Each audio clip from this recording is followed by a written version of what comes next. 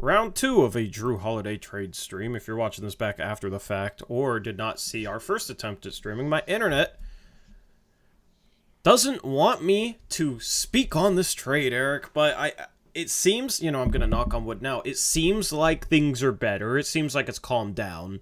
But if I start lagging again, we set it up so Eric can hopefully take over, and then maybe I'll have to call in on my phone. I don't know. We got to figure it out, but anyway, the Blazers today make another trade. Trader Joe flips another asset. Eric, he trades the recently acquired Jrue Holiday to the Boston Celtics for a 2024 Golden State first, that's this year, a 2029 Boston first, that's unprotected, Malcolm Brogdon, and Robert Williams III. It seems like most people are thrilled about this trade. Eric, I'm more sour on it, and I'll get into why. I have a reason for that. But first, I asked you on the last stream, and we lagged out. What's your reaction to this trade, Eric? Yeah, just this part of the trade, I'm actually fine with. I think Robert Williams is a good piece for like a winning team if he's healthy. I still don't understand why we're trying to get win now pieces. But I mean, you get two pretty much unprotected firsts, and a solid player, and then another player you can flip. I don't think we're going to get anything for Brogdon worth like mentioning or worth talking about. Oh, now we have another player that can get us more. I don't think that's going to happen. I'd be surprised if we got anything more than a slightly less contract and a couple seconds, which is fine. But yeah, I don't know. I think it was fine. I would have liked to have gotten more seconds in some of these deals, just kind of extract a slightly more value. But yeah, I don't have an issue with this trade again in a vacuum. I feel like the Blazers are now going to be too good, and they might actually be a play-in team with this depth that we've needed at the center position for a long time. And so yeah, I don't know if that's the right play long term.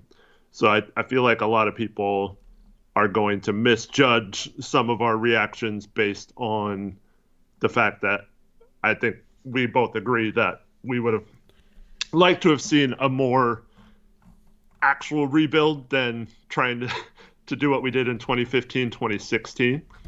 And yeah, so I think that ultimately. Yeah.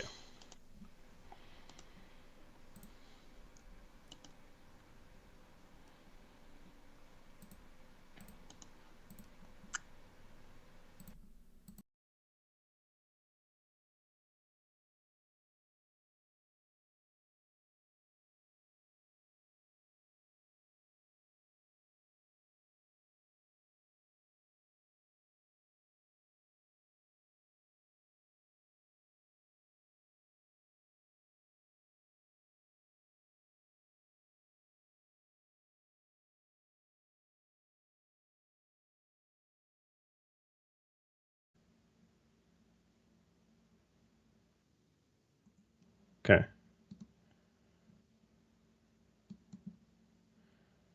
It actually worked. Okay, let me get my webcam. Yeah, it actually did. That was actually pretty smooth, all things considered.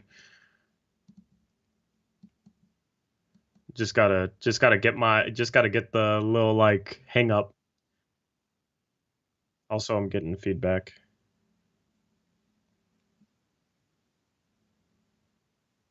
I can hear you. I'm getting feedback though.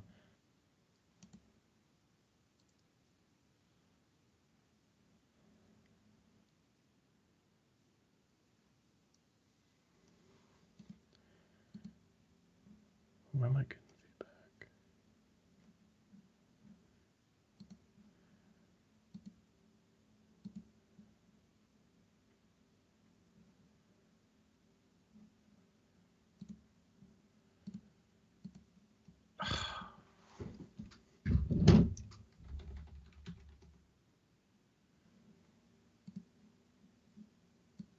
All right. Okay, I'm not getting feedback anymore. That's good.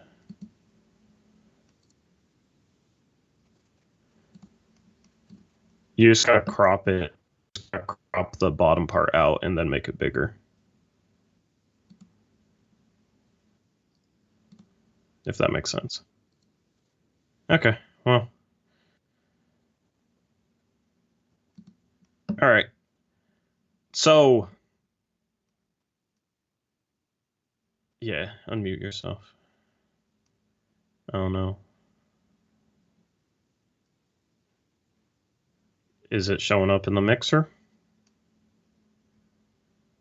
Am I muted?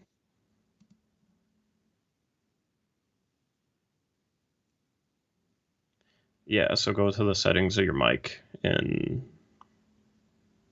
connect your mic.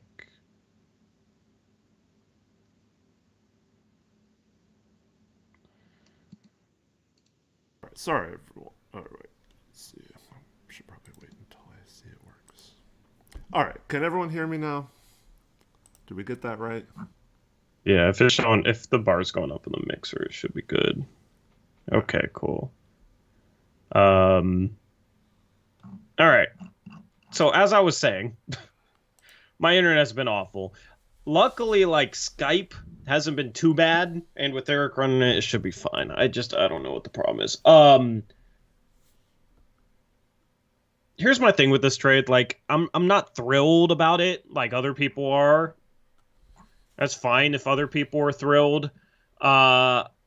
There's just a couple reasons why, like, I would have rather had, and I set the benchmark as this. I set the benchmark as the Clippers trading an unprotected 2028 and 2030 first round pick. I thought that that was a little bit better. That's why I'm not thrilled. Okay.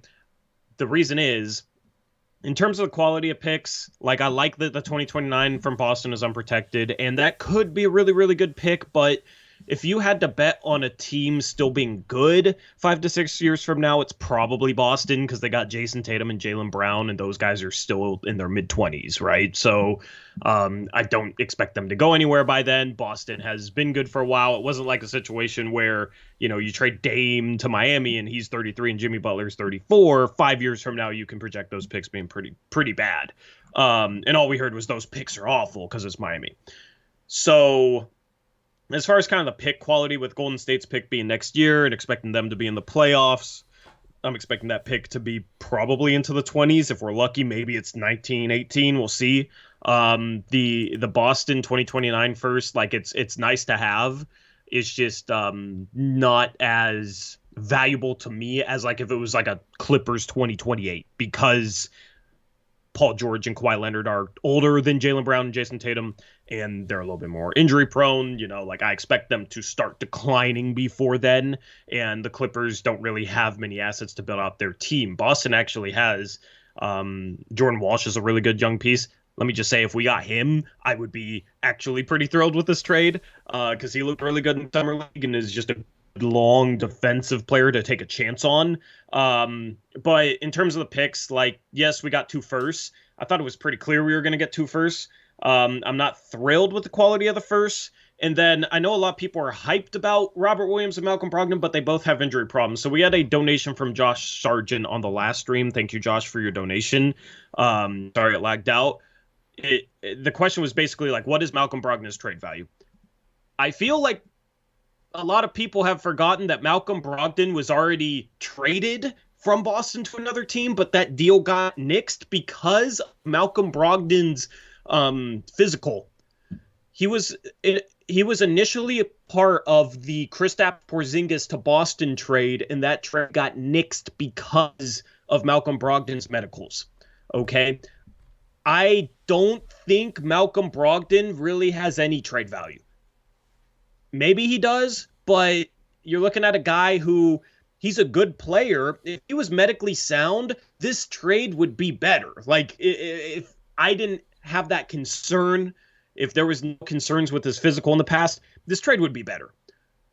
The thing is Brogdon doesn't make much sense on this team, just like Jrue didn't make much sense on this team when you got a core of 3 young guards. So I think the Blazers should try and flip him. I'm just not confident they can get anything back for him because it seems like medically there's question marks with him. And, it's like you already had one deal get nixed because of it. The Clippers already basically, nixed a deal because of Malcolm Brogdon. So you start looking at all these destinations that we looked at for Jrue Holiday in terms of landing spots for a guard. The Clippers are a great example of that. They've already basically said no to Malcolm Brogdon because of his physical. So that's kind of my thing with Brogdon. You can speak on that. Well, so then Javon says maybe Clippers will be desperate enough to pursue Brogdon. Maybe he's behind in the stream or something. Yeah. But anyways, the Clippers, I believe, were only giving up the 30th pick and expirings, right? So it was like the last pick of the first round and expirings with when they thought his medicals were clear. So maybe they still would take Brogdon for like Marcus Morris straight up or something. Maybe, I'm not sure if that works entirely. They'd have to give up another contract because Marcus Morris is 17 mil, Brogdon's 22. So like if it's it's close, but not enough. But like coffee and but that's what I'm saying. Like someone like that, and maybe a couple seconds or something, not good seconds. I think that would be what you can expect, like a minimum or an expiring contract and a couple seconds. Now, one trade idea I did see, shout out to Tyler Cornwall, who I first saw this idea from on Twitter, was would you trade him for our pick back and Lonzo Ball? That's intriguing. I mean, if I think that's the best we can do. I don't mind the contract. Like we're already paying DeAndre Ayton as much as we're paying him. Like I'm not tripping about having a contract on the books. It's just like we should get a first for taking on Lonzo Ball's contract at this point. So in terms of value, that's just kind of a wash, That's the type of moves I would want to use cap space for anyway. So, like, if we're doing it a year early and instead of using cap space, we're using Brogdon's contract in this deal, then fine. Because it's not like we'd be a huge free agent player anyway next year. So, at this point, like, sure, I'd do that. When it comes back to Brogdon, it's like, this is the type of trade where people see it and it's like, oh, Malcolm Brogdon's a good player. We can get something for him. And they forget everything that went down 3 months ago that basically said Malcolm Brogdon has no value. It was to the point where we were speculating earlier in the offseason that that the Celtics might have to trade a first-round pick to get off Malcolm Brogdon because of the issues with his medicals. And he's making $22 million a year. Like, teams usually won't value a player making that much money if they have red flags in their medicals. And I don't even remember exactly what it was, but that's the problem with a Malcolm Brogdon in terms of trade value. It's like, and I do understand people being like, what the hell, you're not thrilled? We got back 2 firsts and a really good guard that we can flip for another first and Robert Williams. I understand why people are happy when they see this trade. Mm-hmm. My problem is Malcolm Brogdon, everything that we've just said. And then as far as Robert Williams goes, he's played in the league 5 years. In 3 of those 5 years, he's played 35 games or less. One of those years he played 52. One of those years he played 61. He is very injury prone. Very injury prone. Like if people thought Nurkic was injury prone, Robert Williams is more injury prone than Yusuf Nurkic. And we already are set at the center position with DeAndre Ayton. I don't like Robert Williams fit next to DeAndre Ayton, so I don't really players in this. And I want to, like 2028, 2030 unprotected Clippers picks, I think are a little bit better than this. Am I lagging? You were for a second, but I think you're good now. But I don't Yeah. think the stream's lagging at all because we switched. Yeah. But Yeah. um, It would have been, see, if I was right, been awful. So that's the thing, is like, in terms of the players, I don't really value this deal a whole lot. I would actually like to get Jordan Walsh back in this deal more than either Brogdon or Robert Williams. And it's just because of the medicals and because of the injury issues. Now, if we can flip Robert Williams for a first, I'd do that and be happy in a heartbeat. If we could flip Malcolm Brogdon for anything, I would do that and be happy in a heartbeat. Okay. I just don't expect to get a first for Robert Williams, and I don't expect to get anything for Brogdon. So it comes back to the picks, and like a likely pick in the 20s next year from Golden State, and then Boston's 2029 first. Like I felt like we could have gotten a little bit better valued first round picks in the deal. to be fair, Golden State's pick was 19 last year, and they're all Yeah. year older. Maybe I'm underselling it. It's just, like, in terms of first round picks for a Dame package, because Jrue trade is just an extended package, right? You're really cutting out. I don't know if that's going through on stream. I mean, whatever you hear going through. Yeah. So, yeah. Am I good? No? Sorta. Okay. Well, I mean, can you hear me, Eric? I can hear you, but it just keeps Been cutting out every once in a while. Yeah. So that's the thing, is just it comes back to the first for me, and like people will sit here and be like, "Can you ever be happy?" I mean, just talk about what I'm saying. Talk about what I'm saying. Like, have a conversation. Sitting here like, "Be happy." Screaming at me to be happy is not going to do anything for you, okay? I just explained why I'm not like happy. I'm not mad. I'm not sad. I'm not upset. Like, I'm just not thrilled. It's just kind of okay. It's an okay trade to me. And people take that super negatively and like are mad that I'm not thrilled about it. It's just kind of weird, Like, so go ahead. I mean, go ahead. Yeah. So I mean, people are saying we, like, what have I haven't said anything bad about the trade, right? I don't know. Like, it's just weird. But anyways, my whole thing is the people who are telling us this is a tremendous haul and we should be happy, and also are saying you're just mad it's not Miami, are also the people that said the Miami potential trade offer, even if they gave their Godfather offer, was terrible, right? Yeah. Which was 4 firsts, a couple of young players, and whatever, and we still could have gotten Ayton according to every reputable source, right? Yeah. So if you just, who knows if Miami would have offered that, but you get 3 firsts, swaps, Robert Williams now, who I think is, if healthy, is better than any player we would have gotten in that Miami deal, depending on who we got for Hero. But, yeah, so, like, Time Lord and 3 firsts, basically, it's fine. It's fine. It's not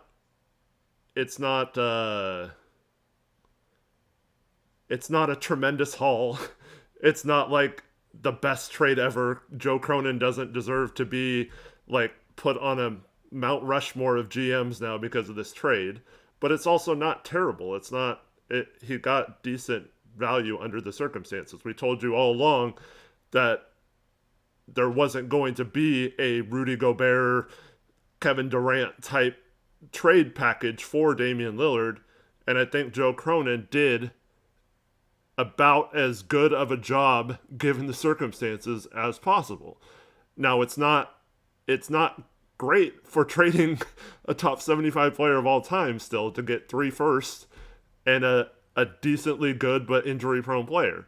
Okay, that's not I'm not going to celebrate that. We ran Dame out of town and he got decent value given that he didn't plan for what this would be like this summer. And so I personally have said this all along.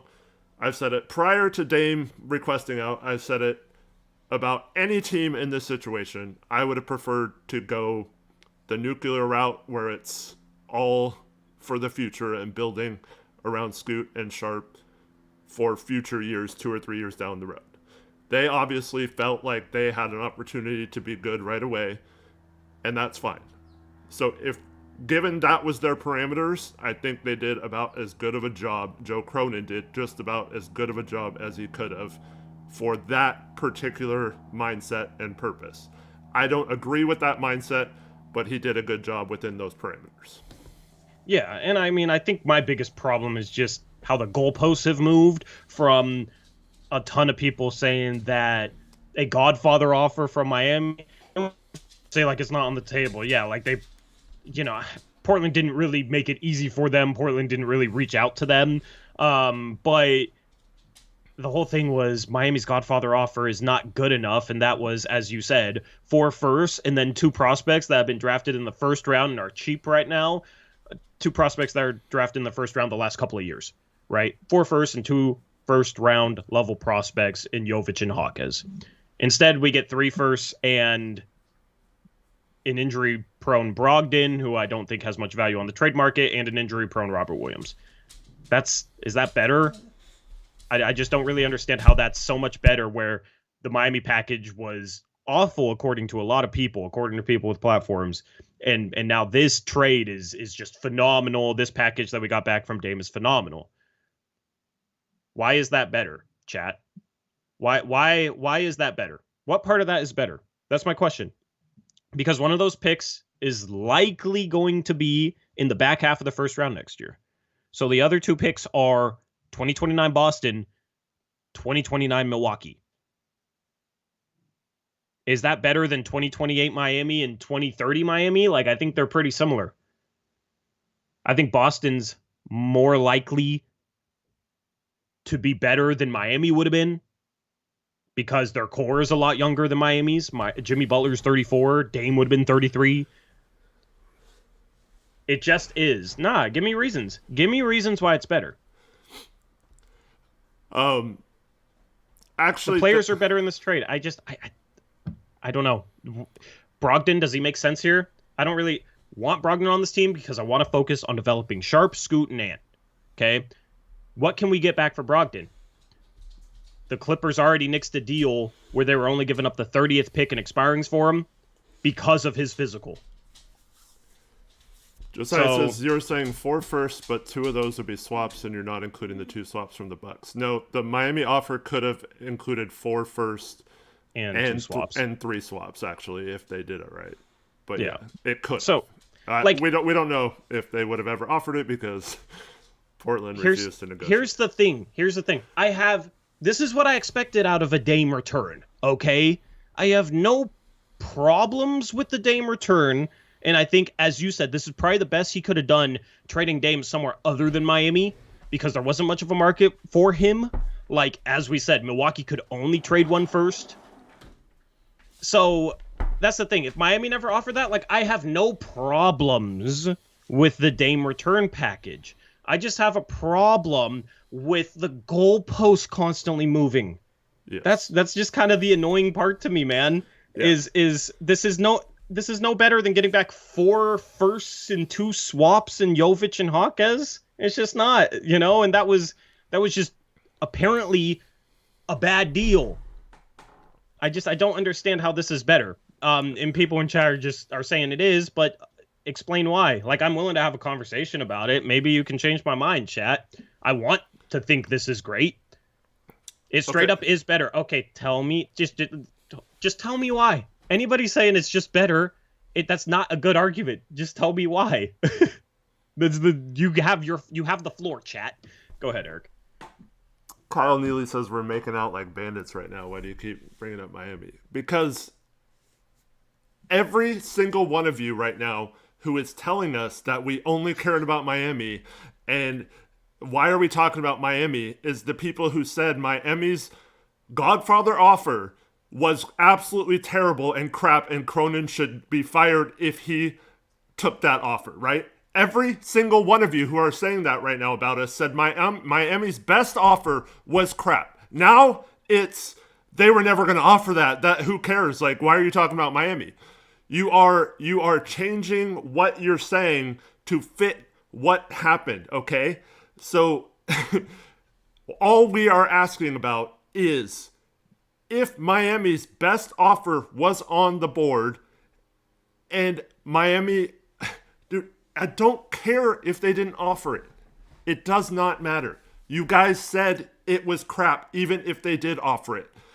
And now we get 3 firsts and Robert Williams, and that is better than whatever Miami offered. Okay, that it makes no sense. Just use some freaking logic, and that's what we're trying to do. Okay. Here's the thing: if you guys just didn't want to trade him to Miami, just say it. I'm fine with that. That's fine. Like, that's cool. That's just totally say fine. it.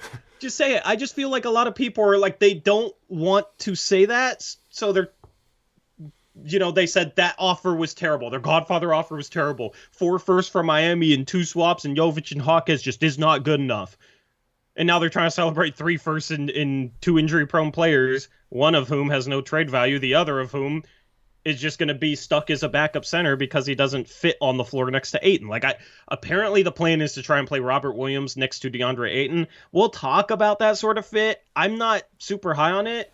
If Robert Williams could get healthy and consistently be healthy, this trade is fine. This trade is actually pretty good. If Robert Williams could be healthy. The problem is can he start at the 4 next to Ayton? That's 2 non-3-point shooting big men next to Scoot, who that's the one thing Scoot needs to develop is a consistent 3-point shot. Like, are we going to have lineups where Matisse Thybulle is the best 3-point shooter on the floor next year? That's, it's kind of scary.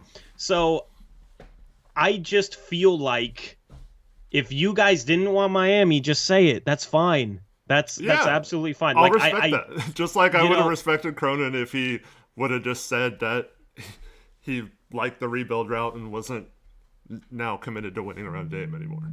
Yeah. So that's my whole thing. That's my whole thing. I just don't understand how this package is better than the best package that Miami could have offered. And it's not even negativity. It's just be consistent. Be consistent. What big is Miami giving us? We already got our big. Like, if we got a big that could play and fit next to Ayton, it would be better. Like, if we got, I'll throw out Zach Collins in there because he can play the 5 and the 4 because he can shoot, because he can space the floor.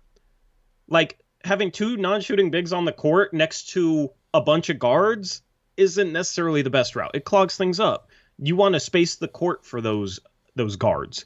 Got a couple of donos. Shout out to David Harrington, $20 donos. I'm getting a call. I don't know why. Let me mute my phone. Shout out to David Harrington, $20 dono. Says, some insider on Twitter says the Los Angeles Clippers offered 2 unprotected firsts. If true, I'd rather have the picks. Thoughts? Thank you, David, for the $20 dono. I would probably rather have that deal. Woj said, Woj's reporting was that package probably wasn't good enough. So I was like, I was hoping for a little bit more than that. Go ahead. Yeah, I guess Shams and Woj both are disputing that the Clippers ever made an offer, but yeah, I mean we don't know. Who knows? I will push back on the Boston Celtics 2029 first. Yeah, I mean, if you're trying to think about a pick 6 years from now, it makes sense what you're saying. But I do think any unprotected pick that far out could be valuable. It's hard to know exactly what will happen in 6 years for Boston. Yeah. Thank you for the donation. Shout out to SC2Beat, $10 donation. Says, guys, I know it's topical, but man, I am sure sick of hearing about Miami. The way it turned out is the way it turned out. I am hoping we, as a fan base, can put this crap behind us. I mean, we will. We will. Like, this is this saga will be over at some point. Once we have exhausted flipping everything, maybe we can flip Brogdon. Thank you for the $10 donation. I don't know, man. Like, I don't like how... Sorry. Go ahead. I think what you want to say is summed up by Mac for a better tomorrow. The media kind of brainwashed fans into thinking any trade with Miami was bad. And so he makes a good trade with a team that's not Miami, and everyone loves it because it's not, first of all, not Miami. Goodwin gets punished for everything he did, and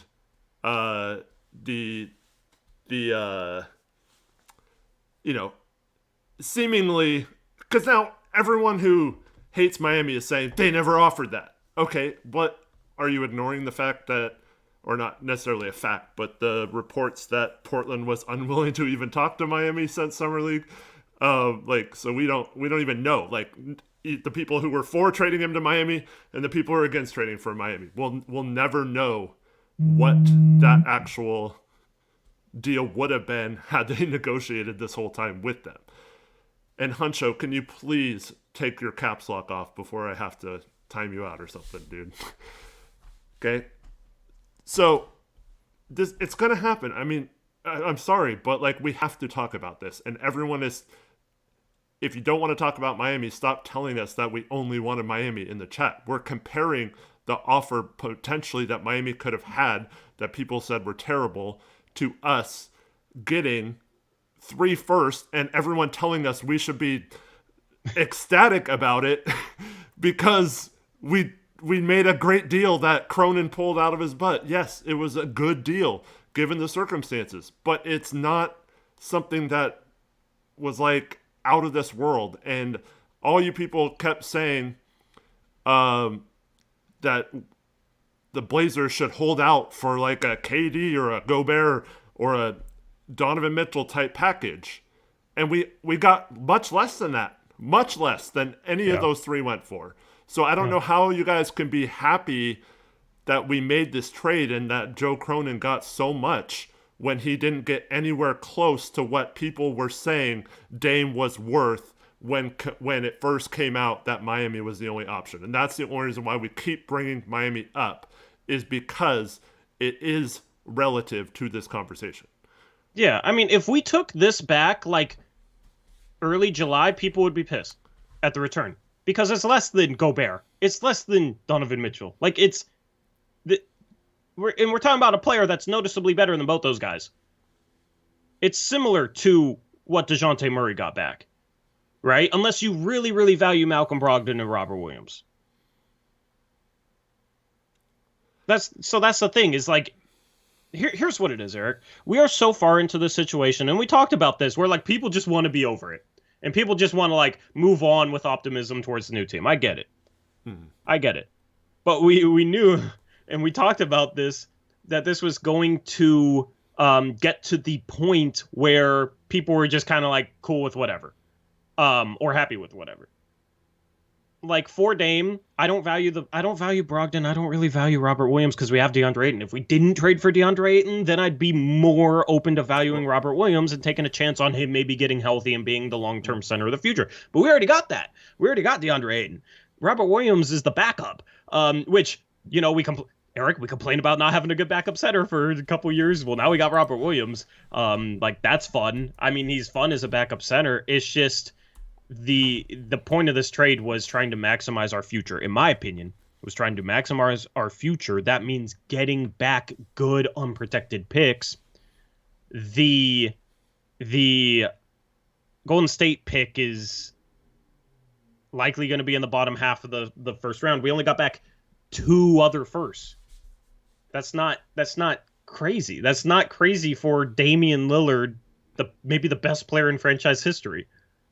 Maybe the best player that's been traded in the NBA in years. I do want to make a point about Robert Williams. But first, Secular Monk says you guys are jaded. You can't admit that the Blazers did a good job with this. Time to move on. Why are you saying you guys? I just said Joe did a good job considering the circumstances of Dame requesting out. Now I said it's okay. I'll never forgive him for getting to this point with Dame where he requested out, but under the circumstances, this was a decent trade that he got value for. But this trade also could have happened 2.5 months ago. Let me just say this. If Brogdon somehow magically fetches a first, I take back everything and I'm happy with this trade. Okay? Okay? I am happy with this trade if Brogdon fetches a first. Because Woj is apparently saying that teams are wanting Brogdon and we will get another first. Okay? Now, the reason why I don't think he can get another first is because the Clippers were trading the 30th pick in the draft and backed out of the deal because of Brogdon's physical. Could his medicals have changed since then? Maybe, but like that's an important piece in trying to determine Brogdon's trade value, I would think. So if we trade Malcolm Brogdon for a first round pick, I will be happy with this trade, chat. Okay? Assuming we don't, I'm okay with it. I'm not mad. I am not. People are getting the wrong conception. I'm not mad. It's just I think Brogdon is going to be hard to flip. That's just kind of the problem.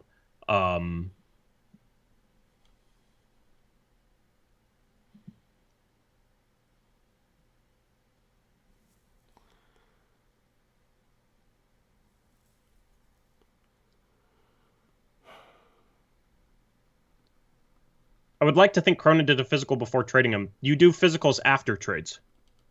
You can get you can request medicals, but this happens so fast. Okay, let's just put it this way: they don't care about Brogdon's medicals, but other teams do. Is the problem? They cared about Robert Williams and the picks. Yeah, they don't. That Portland doesn't, and hopefully he's healthier now than he was, 3 months ago. Tori, please explain to me why Jordan Walsh is the difference between feeling met and ecstatic in this deal. Because it's a thin line, okay? Because it's a thin line. I don't know if I'd feel ecstatic, but I'd feel good. I'd feel good about this deal if we got Jordan Walsh. Just because that's the perfect type of player we need. Like a guy with legitimate size, legitimate wingspan and length that I think can guard fours. Can guard 1 through 4. And offensively, like, he has a bunch of question marks. That's why he fell to the second round. But in Summer League, I don't know. He looked pretty good offensively. Can't read too much into Summer League. But if he can become a solid three-point shooter, he's the type of 3-and-D, like, multi-positional defender we need. Jordan Walsh, like, Tamani Kamara, I was happy about getting him back in the trade. Like, this is the type of young player for this team to take a chance on, is forwards that can defend and have some offensive upside. See, it's like I say, I like this guy. I would be happy if we got him. There's a reason why I had him in the Jrue Holiday trade video, and I said this before. I like Jordan Walsh. I like Jordan Walsh a lot as a prospect. I think Robert Williams, Boston valued him a lot. It sounds like we valued him a lot in the trade. It sounds like we are keeping him and not trading him. Unlike Brogdon. So I think that getting him in the trade was the difference for Cronin. I don't think Jordan Walsh would have made that big of a difference once Robert Williams was included. It's so funny, Eric, to like see people get mad at me for saying I'm not thrilled, and then saying I have no idea what I'm talking about and I'm an idiot, and then they're like, "Who's Jordan Walsh? Why do you care about him? Who is he?" I like, okay. Okay.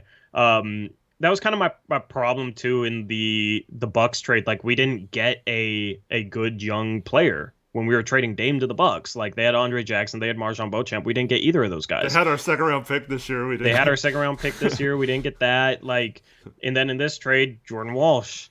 I mean, all three of MarJon Beauchamp, Andre Jackson Jr., and Jordan Walsh are the type of like cheap wing defender that can guard up to like small forward, maybe even some power forwards, like with some offensive upside. All three of those guys are the type of young prospects that would make a ton of sense for this team.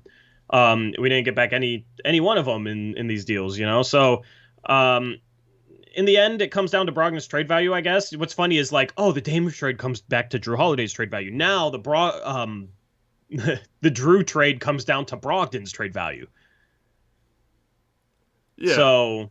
Yeah, well, I mean, I completely agree with people saying if we get something for Brogdon, that makes this trade look a lot better. Yep.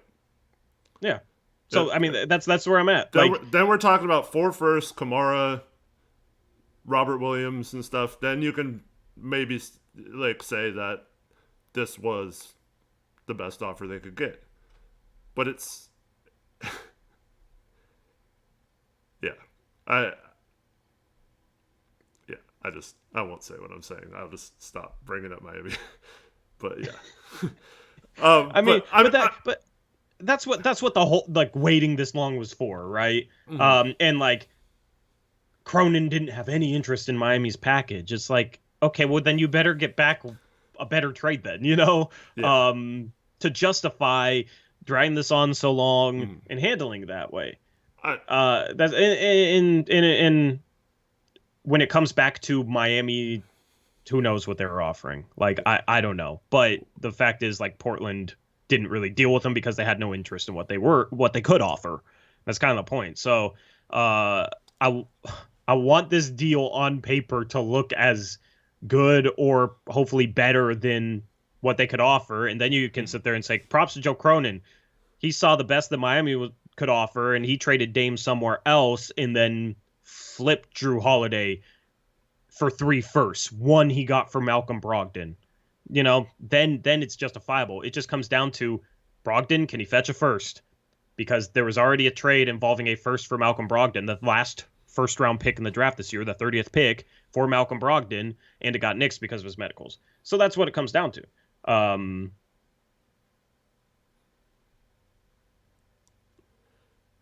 Yeah. I think that's very reasonable. Yeah. And once again, it doesn't matter what was offered. It matters what people would have been happy with in a trade several months ago and are now saying a package that is slightly worse than an offer they deem terrible is now somehow some offer that was a magical offer that is so awesome and we should just be flying over the moon about, when you guys all pretty much all agreed that same package, if it would have been from Miami, if we got Robert Williams and 3 firsts from Miami with 2 swaps, you guys would be hating it. Yeah. So I mean, that's just kind of our gripes. Like, that's just kind of our gripes. I'm okay with this trade. I said the tipping point was the Clippers package of 2 unprotected firsts. I think I would take that package over this, so like I'm not going to be thrilled about it. I told you guys before. So, Mike, you could say that. I mean, I could sit here blowing smoke up Cronin's ass. It would probably be better for me. That's the kind of the problem I have with people saying you just say things for the channel. I have never once had an opinion for the channel. This is an unpopular opinion right now to not love this trade. But I'll give my reason for it. I will love if we can get a first-round pick back for Malcolm Brogdon. Okay? Like, straight up, simply put, if we can get any first back for Malcolm Brogdon, I'll love it. Okay? Chat? Deal? I will come on here and I will say I love this trade from Joe Cronin if we get any first for Malcolm Brogdon. You have my word on that, okay? Right. I will tweet out, I love this trade from Joe Cronin if we get a single first for Malcolm Brogdon. Mind Over Matter says top 29 protected first. Let's go. Dude, even if it's that, like, are you even allowed to do that? I don't know about 29. I know second round you're only allowed to protect 25. Even if it's a top 29 protected first round pick, I will still stay true to my word. I will still stay true to my word. Dude, I would love a first for Brogdon because it would justify the Jrue trade more, and therefore justify the Dame trade more. It's just it's just in terms of like, did we get enough?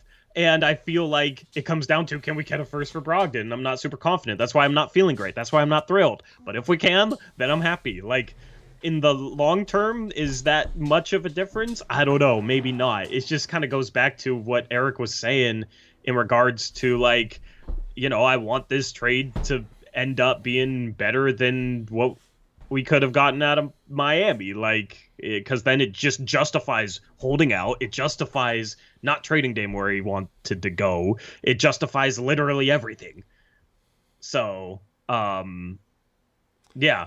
And here's the thing, like, it's not like I'm just sitting here hating on Brogdon because Cronin got him. Like, I'm basing this off of something that actually happened, like a trade involving the 30th pick and just basic expirings for him getting nixed because of his medicals. Like, that's something that factually happened. That's if that didn't happen and they just kept Brogdon all off season, I'd be happier because I would actually expect to be able to get a first back for him. It's just I just don't know. Do you know what the medical issues were in his physical? I think it was something with his elbow, right? Elbow or shoulder. Yeah, I think it might have been elbow. But as Alan points out in chat, Brogdon has been available all summer since that trade, pretty much, and no one's really been interested in him. But yeah, torn ligament from his forearm. Yeah, I mean, there's gonna be teams. I don't know how teams pivot now because it's clearly now Boston and Milwaukee in the East, right? This was actually about as good of a counter Boston could have made to Milwaukee getting Dame. And they add basically Porzingis and Jrue for Smart and Robert Williams because they got 2 firsts back in the Smart trade. And traded out 2 in this. So basically Smart and Robert Williams for Porzingis and Jrue Holiday. That's a pretty dang good set of moves by them. So I think this was a good summer for Boston and a good summer for Milwaukee. But if you're any other team in the East outside of young teams that still have a higher ceiling or a longer window, like the Cavs, I think you're maybe pivoting to, do we even want to go for it anymore? And that could hurt a little bit of Brogdon's value. But hopefully there's a team like Philly who's trying to keep Joel Embiid happy and are just going to be desperate and make moves like that. So I think there will be teams that end up interested in him and will take a chance on his medicals. And I'll be thrilled, like you said, if we get a first for him. That makes this a good trade. You get 4 firsts, a couple swaps to Monty Kamara, and you get Robert Williams too out of it that you could still flip in the future, even though they're not planning on doing it now. I think that's a good move in my opinion. Yeah. How much? Okay. For the people that really like this trade, how much of it is because of Robert Williams? Let me know in chat. How much of it is because of Robert Williams? And how much of it is because of the picks and or what you think the Blazers could get back for Brogdon? Let me know, because I'm curious. Here, maybe I'll do a chat poll. I don't know how I'd set it up. A lot of it is Robert Williams. Mostly because of Robert Williams. Okay, so a lot of people that like this trade like it because of Robert Williams. Do you guys like... The next question for the people that like it because of Robert Williams, do you like Robert Williams' fit on the court at the same time as DeAndre Ayton? I do not like their fit together, to answer that question. I do, however, I'm pretty stoked because we traded for Ayton, but we traded Nurkic, and we still had the same problem we had before, and that's Moses Brown was our backup, or last year, Drew Eubanks or whatever. We've been saying for years, outside of 2019 when we acquired Enes Kanter in the buyout market, there hasn't been a good 1-2 punch at center, especially considering injury problems and things like that. So that is something that they Cronin finally addressed. So unfortunately, I think if Robert Williams is healthy, he's way better than a 20-minute per game guy, which is all you're gonna get. If Ayton's playing really well, that's he'll my probably problem. play less than that, right? Yeah, so the Ayton trade is a giant win, in my opinion, but the way it's going to be the best is if Ayton takes a step up. He's already playing 30 minutes a game. The way he takes a step up is like being a number one, maybe number two, maybe number three guy, because you can make an argument he wasn't even number three in Phoenix, right? The only way like Ayton takes that step is if he's getting over 30 minutes a game. So if people really like this trade because of Robert Williams, but they don't like Robert Williams' fit next to Ayton, and the Ayton part of the trade is great if Ayton plays over 30 minutes a game, then what? Like, we're happy because we get Robert Williams to play 16 to 18 minutes a game?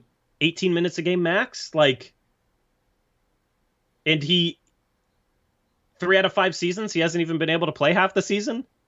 That's why we're thrilled? I just, see, that's just where I don't understand.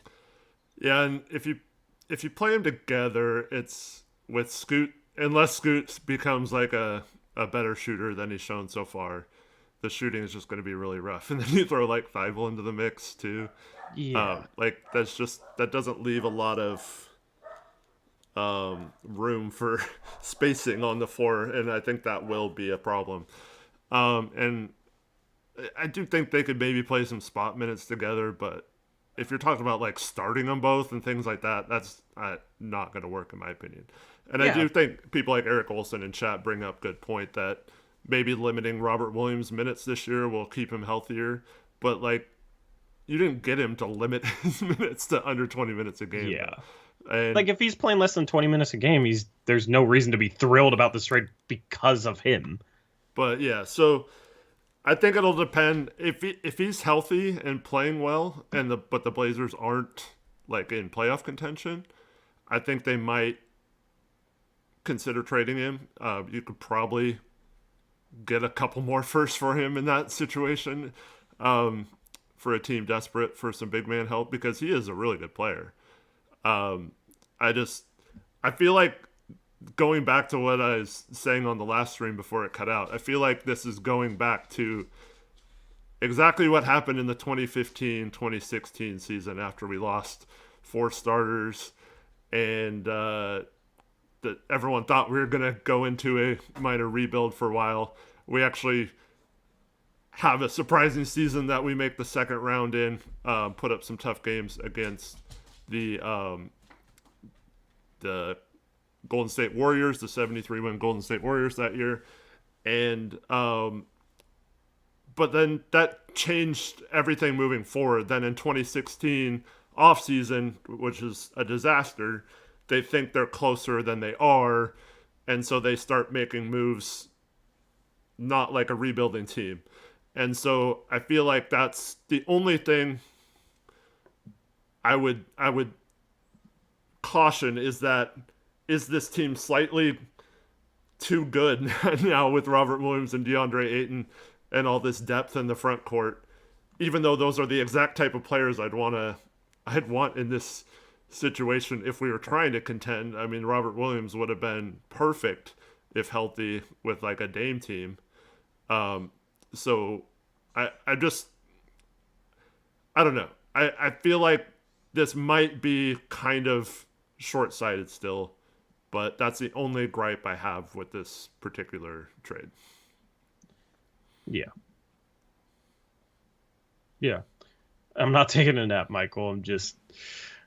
it's just getting to the point where it's like... You guys know I just have... If you follow me since day one, you know I'm not afraid to have an opinion that people don't agree with, and I will always try and provide reasoning for it. It's just getting to the point where it's like, dude, it'd be so easy to just wake up and say, this trade is questionable, but I'm just going to say I love it because it'll get 300 likes on Twitter, 400 likes on Twitter, you know? Like, I had a whole tweet about, like, Cronin traded Dame to the Bucks and created a problem, and now he's selling the antidote to the problem in Jrue Holiday. This bidding war will be insane, and it got, like, 800 likes, you know what I mean? It would just be really easy to go do that. It'd be so much easier to go do that. Maddie says, trust me, it's easier to be a hater than it is to be positive. Not at all. Not at all, because then you have a million people calling you idiots and dumbasses and talking a bunch of crap, and people going on Reddit and just slandering you. Like it's not it's not easier. It's a lot harder. But I am not going to be afraid to speak my mind. You are free to disagree, but that's why I'm asking you guys questions. Like, for the people thrilled about Robert Williams, is it because he is going to play with Ayton, or is he just going to be the backup? Like, do we want to cut Ayton's minutes? I don't see how he takes a step then. Like, these are the things that I think about when I see a trade like this, and I immediately start running through all those questions. It's just like, I don't really value Robert Williams. Like, even if he's healthy, what is his role on this team long term? Like, it's not as the starting center. We got Ayton. It doesn't really make sense as the starting four because I don't really think they fit together.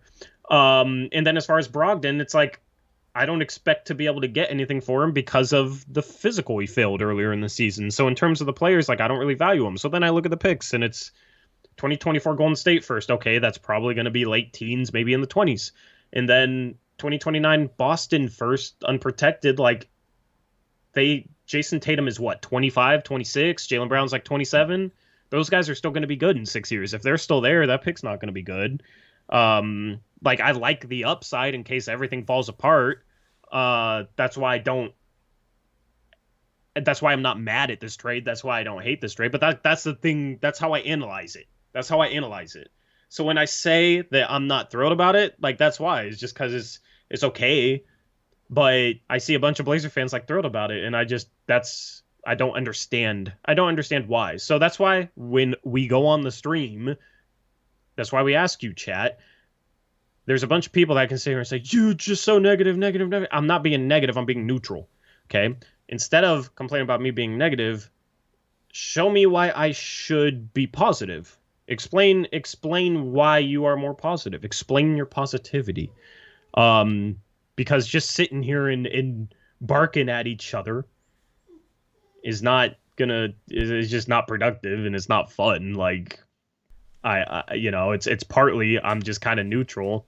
If anything, the perceived negativity is more so coming from people saying that this type of package wasn't going to be good at the start of it. 3 firsts, a couple swaps for Dame was thought to be pretty bad. So, if we can flip Brogdon for a first, that's 4 firsts for Dame and Robert Williams. Like, I would have taken that at the start of this, okay? Yeah. So that's what it comes down to for me. I will be positive if we can get a first for Malcolm Brogdon. I just don't know if we can. If we can, then I'm happy with what we got back for Dame. If not, I am neutral, okay? I am neutral. Like, we can move past this. We got 2029, 2 unprotected 2029 firsts. Like, 5-6 years from now, that's going to be really intriguing. Those are going to be assets. Even if Boston is still good, that's still a pick. Okay, so it's not bad. It's just, it's okay. It's okay, and that's okay. That it's okay. Like, for all the people saying a certain team's culture and front office and way of doing things never will allow their picks to be bad. Boston has been in the Eastern Conference Finals like half of every in the history of the league. They've been in the Eastern Conference. Same energy for Boston? They've been in the Eastern Conference Finals 50% of every Eastern Conference Final, I think, since the league started. We're talking about of all time. So, like, they've been in the Eastern Conference Finals just as many times as they've had any other scenario. Okay, yeah. It's funny that there is no one bringing that up. Right? No one brings that up. Okay, it's way more likely that team, Boston, who built their team, by the way, off other teams' picks for trades. Yeah. Like, they have never been bad really for very long outside of a couple random years. They like almost always make the playoffs and are almost always in the mix. Like, and their 2 stars are 25 and 26 years old, Eric. Yeah. And on long-term contracts. I'm not saying you can't be happy with the Jrue trade. I've said all along, it's fine. Like, it's a pretty good trade for Jrue. Like, I'll take it. I'm just saying, like, you can't come in here and argue that another team's picks suck because they're always good, but be happy with a Boston pick and a Golden State pick when they're, I mean, they might fall off this year. Who knows? Like, that could be good, but, like, chances are they're going to be in the same scenario, right? And Yeah. the Bucks pick, I mean, we don't know. Giannis is still fairly young, too. He's not going to be out of his prime by then. Dame will be, and Brooke will be, but Middleton will definitely be out. Like, all those guys might even be out of the league by then. But, like, the Bucks pick is much better than the Celtics pick. yeah, for sure.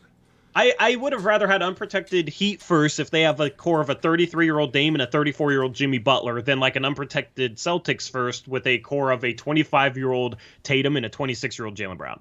Yeah. Like, so that's the thing. In terms of if you just want to guess as to which picks are going to be better 5-6 years down the line, like I would take Milwaukee first, Miami second, Boston third. Mm-hmm. That's what it would be. But Huncho has a good point, and he's been railing on us and but he has a good point, and this is something that I also said. I have said this before. I have not just skipped over this before. He has a comment that says, these guys are skipping over comparing picks from one team in Miami compared to having picks from Bucks, Warriors, and Boston. Diversity, greater than a bunch of greater than signs. Diversity is good when you're talking about picks in like unprotected picks in 5 to 6 years because a lot can happen. Even a team like the Celtics could fall apart. And that's why this trade is fine. Like, that pick could be really good because a lot can change in a short time. The problem is when you're talking about a Golden State Warriors pick next year, like, we know what their team is going to be next year. And it's the same core that has led them to multiple championships, including one just 2 years ago. Like, having diversity now, though. Yeah, apparently Draymond's hurt. But like having diversity in terms of picks is more valuable if you're talking about like unprotected picks in 5 to 6 years. Here's the thing. If the Warriors suck, their pick is not unprotected, right? Mm-hmm. Their pick is not unprotected either. And it's not like this is a great draft. So I agree in terms of like, would I rather have 2 unprotected Miami firsts in, 2028 and 2030 or an unprotected Milwaukee first and an unprotected Boston first? I would take the unprotected Milwaukee and the unprotected Boston first. Absolutely. Because the Blazers, if they build a contender, are set if one of those teams falls apart by then. And betting on one of 2 teams to fall apart by then is a better bet than just one singular team falling apart by then. So I 100% agree that having the diversity in terms of like unprotected picks in, 5, 6, 7 years is good. The only thing I will say to that, if we get the Clippers 2 picks, right? Or the Heat 2 picks. I'm just using those as an example. I'm not bringing Miami up again. But they also don't have picks up until that point. So Boston still has all of their own picks from now until 2029. So they still will be adding talent or can use those picks to trade. Yes. They have a swap in 2028 with San Antonio for getting Derek Williams. Did I lose Tori? Yeah. I opened up a tab and my internet is just like, can't handle it. Yeah. So they have a swap. But what I'm saying is, if you control 2 future picks from a team that literally has no assets until that point, I believe that sets you up to like, how can they get better? Now, Miami or LA could sign free agents. It could happen. But that's why I don't like, I've said this all along. I've tried to be very consistent about it. I don't like saying picks 5 to 7 years from now are for sure good or for sure bad. It could be anyway, and none of us know what's going to happen over the next 6 years. So I think you can kind of say, yes, the Boston 2029 shouldn't be as good as the Milwaukee 2029. That's fine. But in terms of you can't get picks from this team because they're always good or whatever, or they're always bad, so you have to get their picks, we don't know what will happen. A team like Milwaukee could get lucky and find the next Giannis with some sort of second-round pick or the next Jokic or whatever, and we and they're good for another decade. So like we don't know what's going to happen. So I just don't like the conversation when it steers to one team's picks are awesome 5 to 7 years from now, and one team's picks suck, and because it's just never really that way. Yeah. Yeah. I mean, I 100% agree. It's very hard to gauge, and that's what I've said. It's very hard to gauge where a team will be in 5 years. But if you had to bet on any team being good 5 years from now, that's not like rebuilding right now, it would probably be Boston. Like, what team that's good right now can sustain it for the next 5 to 6 years? Right, because Philly It would be Boston. is probably going to lose Embiid in the next few years. Yeah. Giannis, this trade might make him a lifelong Buck, and he'll only be, what, like 33, 34 or something by that time. So he'll be older, and his game might not age well, but he's still in that range. Whereas, like, the Clippers, they're, like, already showing signs of deterioration with Paul George and Kawhi and them not playing much and always hurt and stuff. So, like, those could be good. Someone mentioned the Lakers are better more often than the Celtics or whatever. They were just in the lottery for 6 straight years, had 3 straight seasons where they were the number 2 pick. So, like, I don't know, like it doesn't, and they're outside of, you know, maybe 1 or 2 other teams. I don't think you can argue that they're a top destination for free agents. So like it just, anything can happen with these picks. So there's a comment in chat. The Clippers are so desperate right now. I could see them going for Brogdon. Brogdon just screams Clippers for me. They already agreed to a trade where they got Malcolm Brogdon this offseason, where they traded the 30th pick for Brogdon, and then Brogdon didn't pass his physical, and the Clippers rejected that trade. I don't even know if they're allowed to trade for him anymore because they vetoed that trade. I mean, I could be off base with that, but I don't even know if they're allowed to do it because they agreed to a trade and then backed out. The NBA might not allow them to even trade for him again in the same offseason.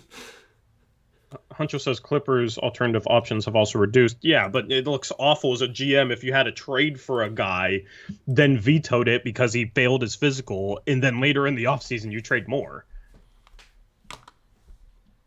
Like, that I don't think any front office would do that because it just looks horrible.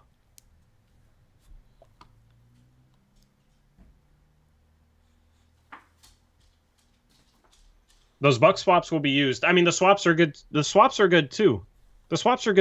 Like, that was the thing. When we're talking about any Dame trade, it's like you're getting unprotected picks and swaps. Like, most of the time when you trade a star, you're getting unprotected picks, and then in between years where the other team still has to have a first-round pick because of the stepping rule, they're swaps instead.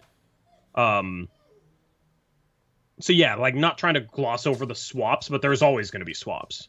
Like Miami, it would have been swaps. So that's the thing. I mean, we can sit here and pray. It's just, I don't know how much. Like, honestly, the Brogdon trade that I could see is what Vega just put in chat to the Bulls, and it's what Eric said earlier, to the Bulls for Lonzo and our pick back. Because then, like, Lonzo's not playing this year, so we can play that 3-guard lineup, that core, develop them, and then maybe Lonzo comes back and we trade Ant, and then we have a 3-guard core of Scoot, Sharp, and Lonzo. And maybe Lonzo comes off the bench, you know, and is just like a good defensive complement playmaker, like well-rounded guard that can fit there. Lonzo actually makes more sense than Malcolm Brogdon because Malcolm Brogdon is healthy, but like you don't really want to play him because you want to give those minutes to your young guards, right? And you just re-signed Matisse Thybulle, so you don't really want to have or play Brogdon, in my opinion, if you're the Blazers. So, you know, I think he has more value than Lonzo because he's healthy, but it would actually make more sense to just get back that asset, especially because it's our own pick, get that back, and then just wait on Lonzo and just let these guards develop and then see where you're at. If Lonzo never plays, he never plays, but at least you got the picks back, basically. And next year, he'd be an expiring $20 million contract that you can toss into stuff. Yeah, and I don't think it's important really to get our pick back, other than if we somehow made the playoffs this year, it would suck to lose like a mid-teens pick, because like we're trying to build as many assets as possible. And second of all, like that would free up our future picks to be used, not necessarily in the next couple of years, but if we didn't make the playoffs for the next 2 years, and then we're ready to take a big jump, and a perfect young star becomes available, similar to what the Cavs did with Donovan Mitchell last year. If that type of trade became available, the Blazers would have all their picks to do something like that. Yeah, but I don't think it's like crucial, but I do think that that's probably the best value you're going to get for Brogdon at this point. Happy to be wrong, though. Comment says, let's trade Malcolm Brogdon and Anthony Simons for Ben Simmons, Royce O'Neal, and Phoenix's first-round pick in 2024. Would you do it? Like, think about it. Don't just say no. I don't have to think about it. No. What was it? Oh, I Brogdon and Simons for Simmons, Royce O'Neal, and Phoenix's first-round pick in 2024. So a very late first. Do they have their 2024 pick? I thought it was 2025. It might be 2025. Like, sorry, but I mean, why? Like, Ant should have more value. If we can't get more than a first, one first for Anthony, I'm not trading him. So what? Are we going to have lineups with Ben Simmons, Robert Williams, and DeAndre Ayton in them at the same time? Like, are we going to play those three? And Scoot, like, and then Matisse Thybulle, that would be that lineup where Matisse Thybulle is our best three-point shooter on the floor. I mean, unless Scoot can take a jump, but that's the thing. Like, Scoot struggle. That's the one thing with Scoot is, like, he struggled to shoot the three ball last year. He was around 30%. So, the intrigue with Simmons is, like, could he be a backup center? But we just got Robert Williams, and we're planning on keeping him. By the way, the Blazers are not giving away Anthony Simons like that. They absolutely love Anthony Simons, and they're not just gonna throw him away like that. Yeah.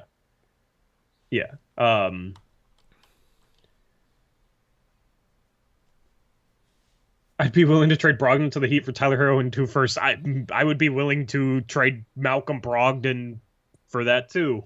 The problem is I mean, I trade Brogdon for Hero straight up, but they're not doing that. Yeah. Even if we had to play Hero next year, like, I would trade Brogdon for Hero straight up, just because Hero actually, I think, has a little bit of value.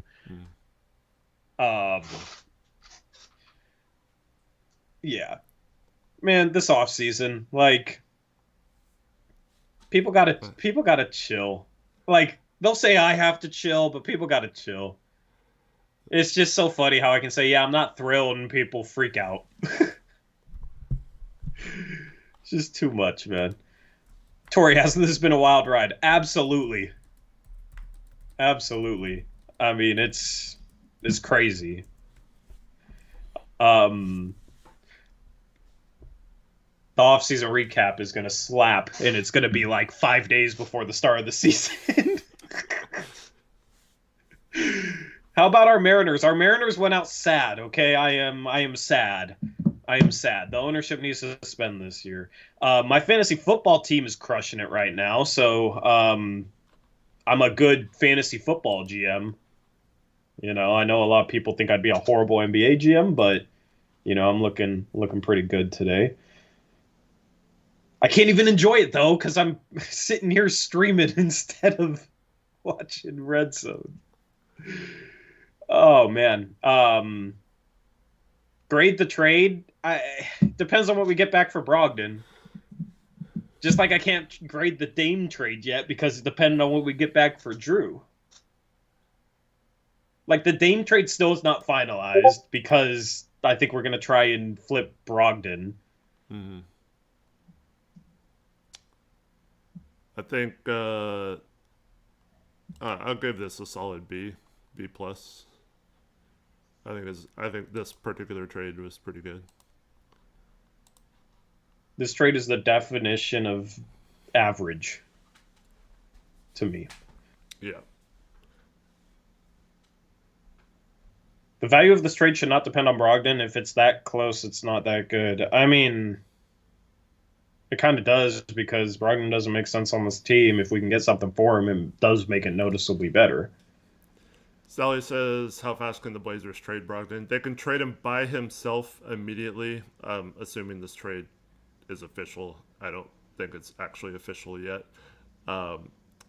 They cannot combine his salary with any other players for 60 days. So it'll be well into the season before they could do a trade like what Mike suggested earlier, where we combine him and Anthony to get Ben Simmons. Yeah. And let me just say this. Let me reiterate this once again. The Ayton trade is a huge win, in my opinion, to just take a chance on a guy like that for what you gave up to get him. The Ayton trade is separate from a Dame trade. And Woj's article basically confirmed as much, where Phoenix was just willing to take back like any okay role player from whatever team. So if Portland ended up trading Dame to, say, Miami, Hero goes to a third team and that team gives up a role player, you still get Ayton, right? Like, Portland and Phoenix have been discussing Ayton since middle of July.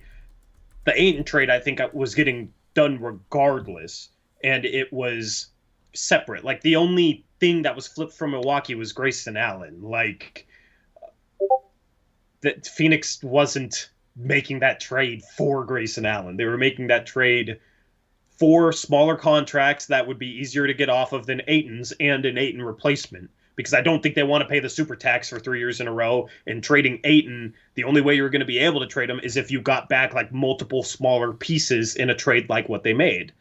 So the Ayton trade is a win. Like, the Ayton trade, I will grade an A for Ayton.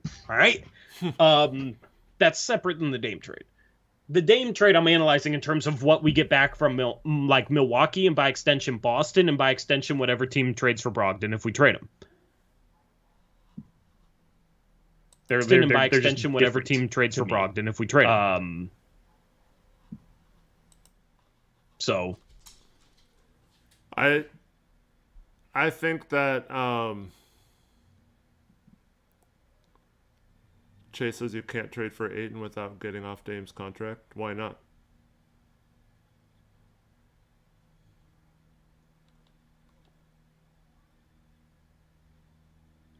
Yeah, why not? And also, the Blazers, I suggested doing this long before this offseason even started.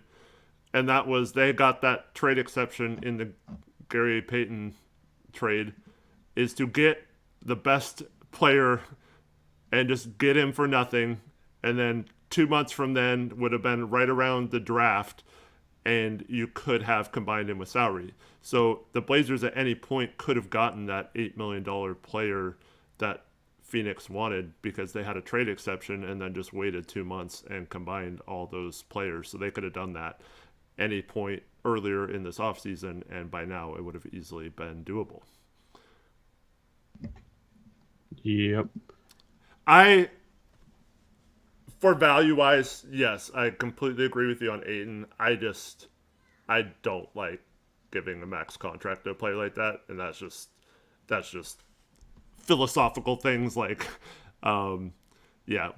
max contract player that hasn't shown a good work ethic, and stuff like that is always scary to me. But that's the only reason why I'm not as high on Ayton, but absolutely. That's also the only reason we were able to get him and take a chance on his talent. Yep. You know? And that's but like you said, getting him for the package we gave up to get him, you have to take that risk if you're in the Blazers situation. So I get it. But I would have gone after, let's throw out a random name like Jalen Duren.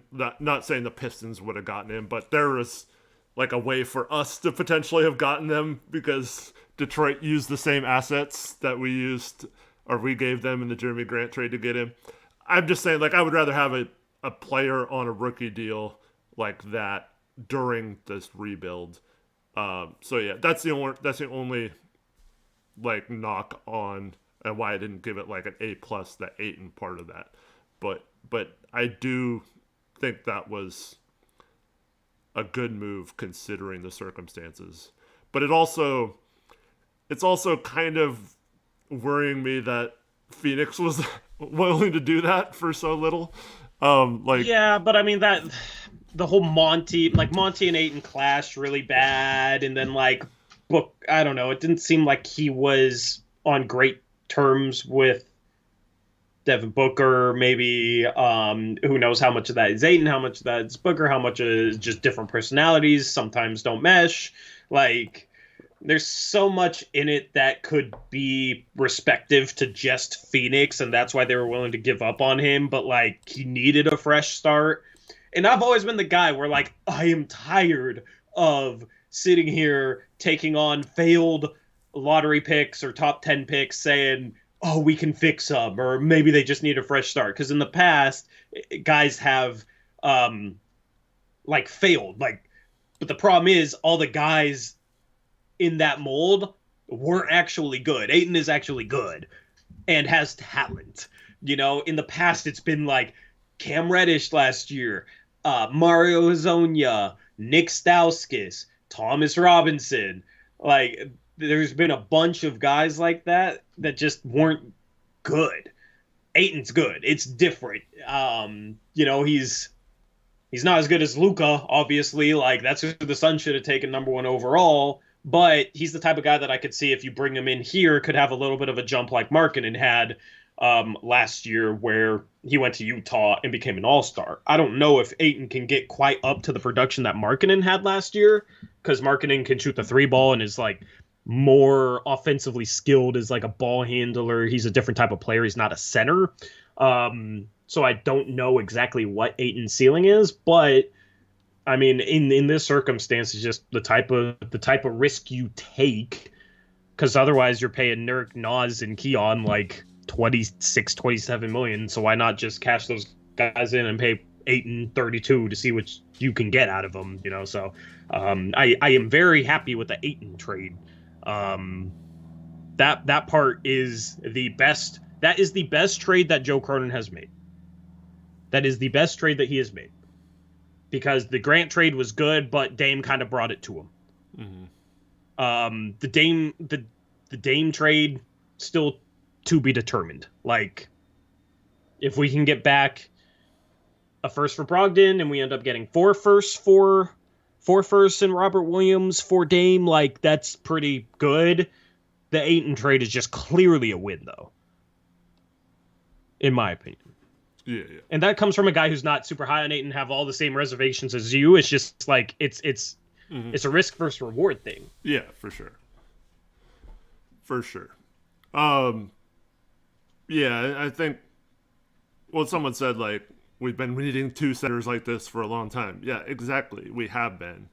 But this also isn't, we're not trying to win, right? Or like or I think we shouldn't be, you know, like, but I don't know. It's just weird that we get these kind of players, and you can argue whether these type of players would have been available or these specific players, sure. But just the moves they're making to put together an actual balanced roster with defensive-minded front court players, specifically Robert Williams, like, those are the kind of moves that Dame was like, he didn't need Giannis or Joel Embiid to be traded here. He wanted them to get winning players like that on this roster. So it's just kind of weird to me that we're talking about praising someone for getting win now players and making this roster too good this year, when he couldn't do any of that with Dame or around Dame. And the other thing is, like, I get it that people don't want to see a third straight tanking season or whatever. It's totally understandable. I know people want to see the Blazers get back on track and win games. I think that's going to be detrimental a few years from now when we could have added a couple of more top picks to this roster and had a type of team that was set up for a decade with all kinds of young players, and you can fill the vets on your bench.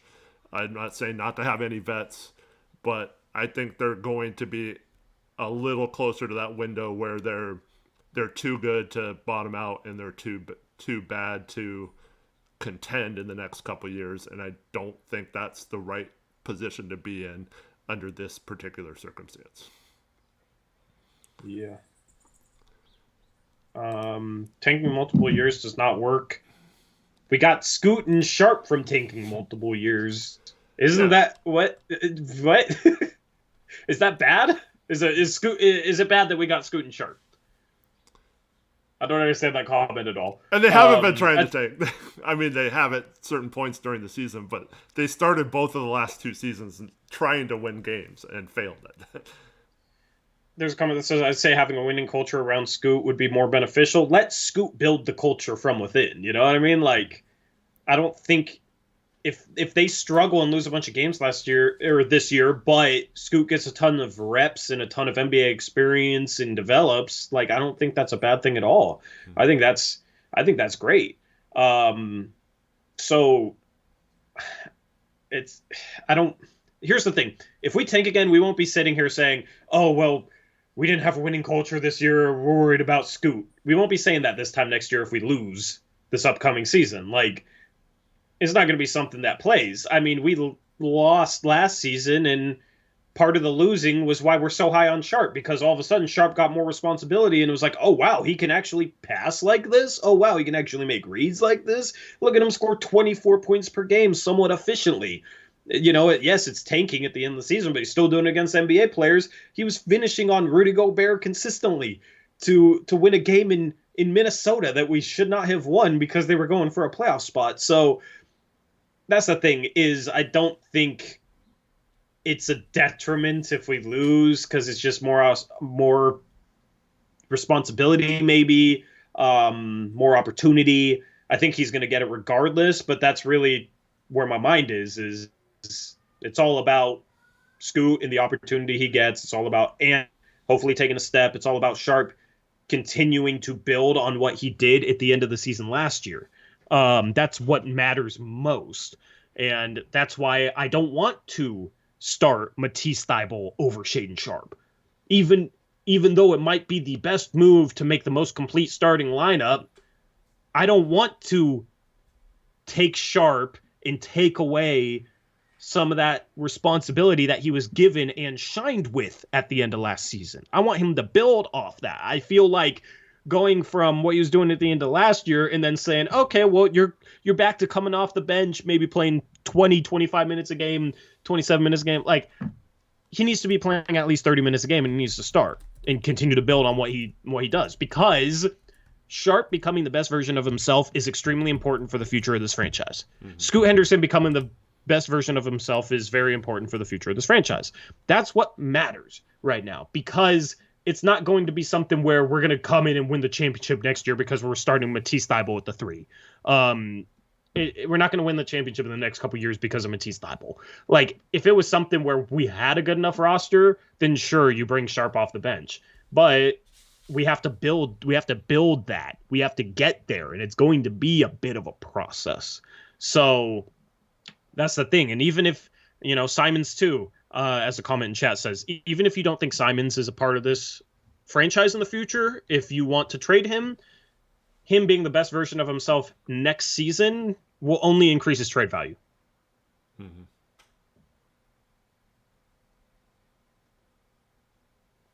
So I'm willing to put it all into these 3 young guards and Ayton too. Figure out how to get the best version of Ayton.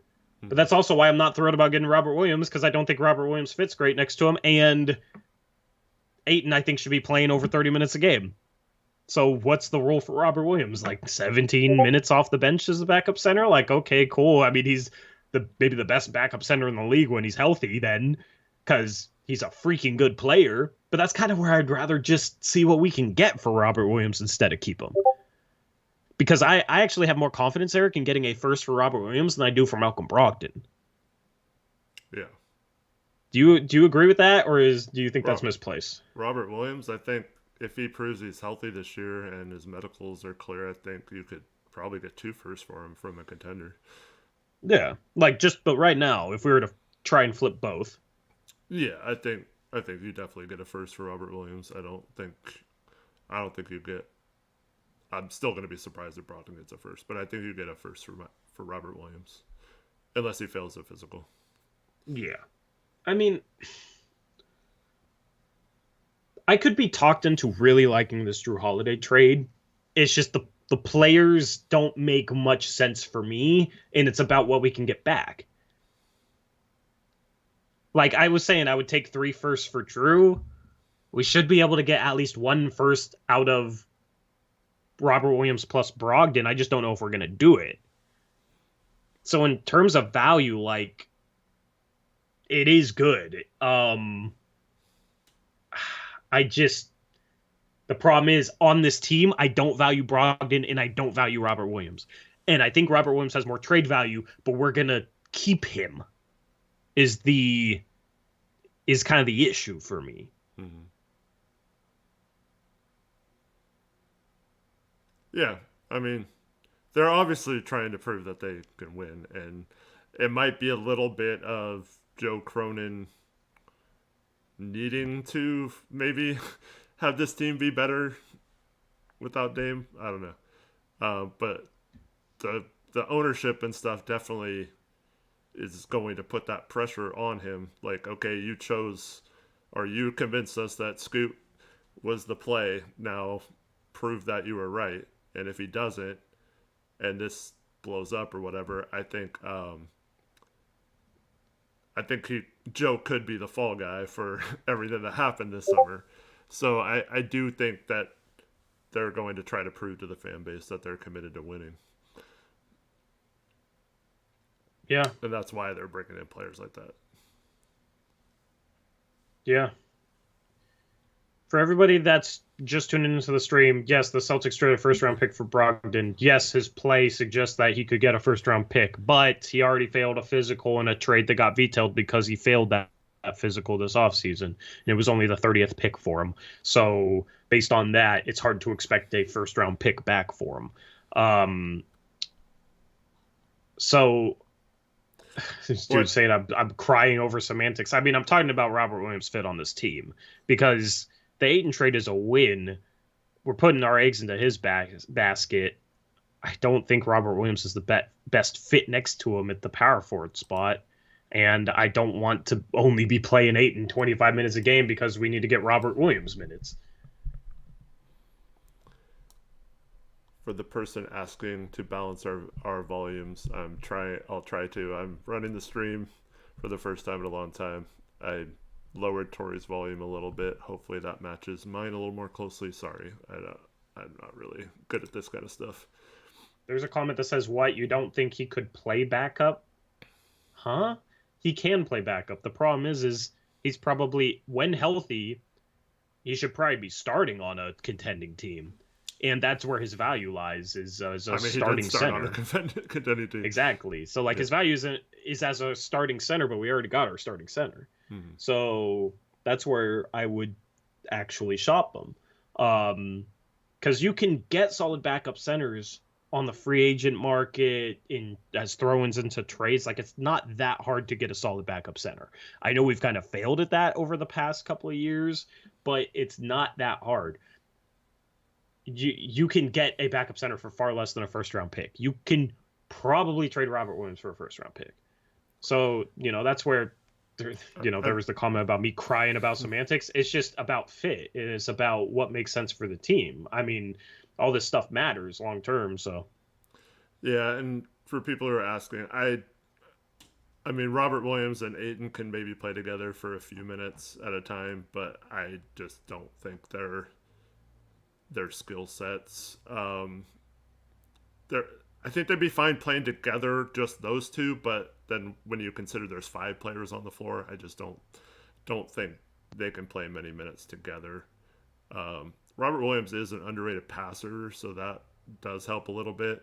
And if Ayton can maybe expand out his shooting a little bit, maybe it gets better. But I I don't see that happening this year to where you can play them like tons of minutes together outside of situationally. Yeah. Did Woj say they plan on playing them together, or I saw some sort of comment like that? I don't know what Woj said about it specifically, other than he said the Blazers were keeping Robert Williams.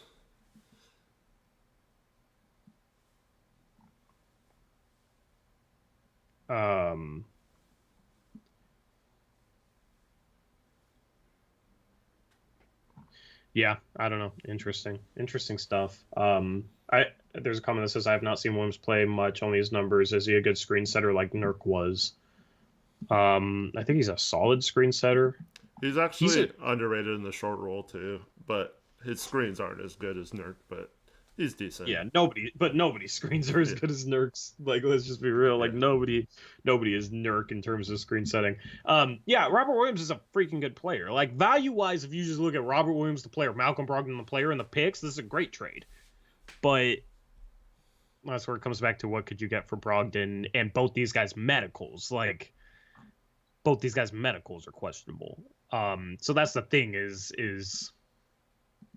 I don't know. I feel like I think about all this stuff when I see the trade, and then I'm like, I'm not thrilled about it because I don't like Robert Williams fit on this team, and like Malcolm Brogdon we have to flip, and I don't think we're gonna get much, if anything, back for Brogdon, and everybody else is just like, oh, those are two really good players and 2 picks. So, yeah, to pair Woj, Easy Peasy says Woj quote: Portland plans to keep Robert Williams to pair with DeAndre Ayton. That doesn't necessarily mean on the court. That could be their center rotation.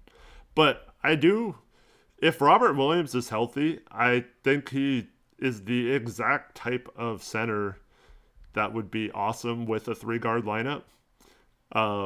Much to the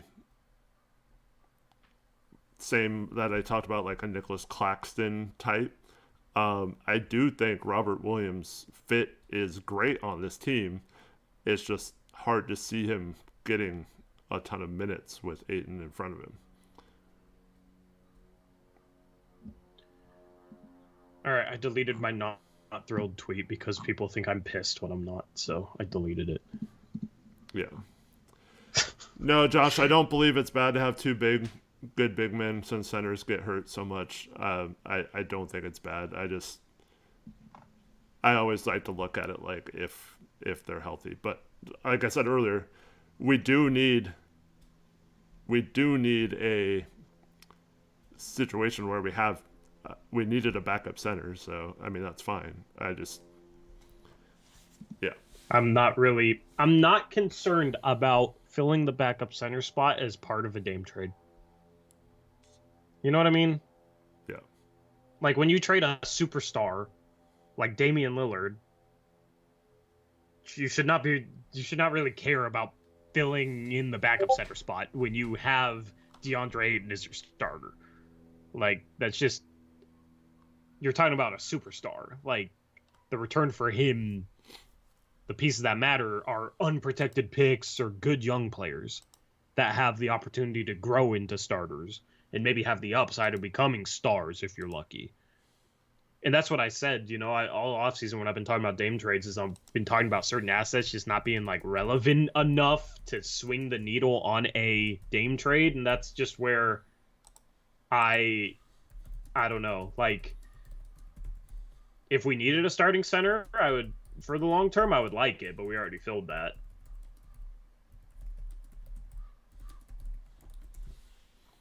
Let me get caught up on a couple donations. Jack M had a $2 donation earlier. Thank you, Jack. With this team, where do we end up in the lottery?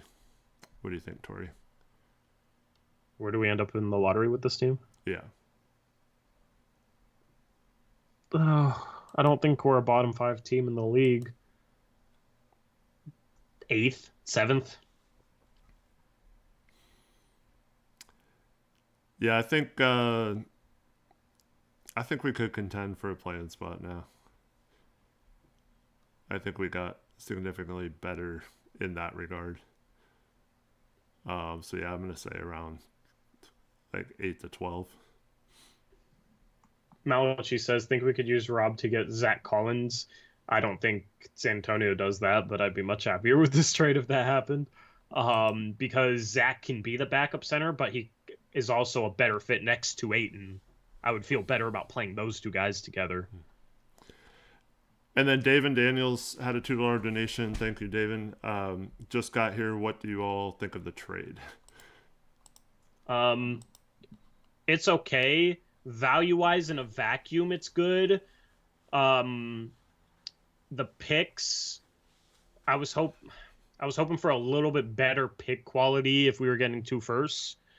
As far as the players go, Malcolm Brogdon, his medicals are questionable, and I'm not sure we can get back a first for him. If we get back a first for him, this trade is a win.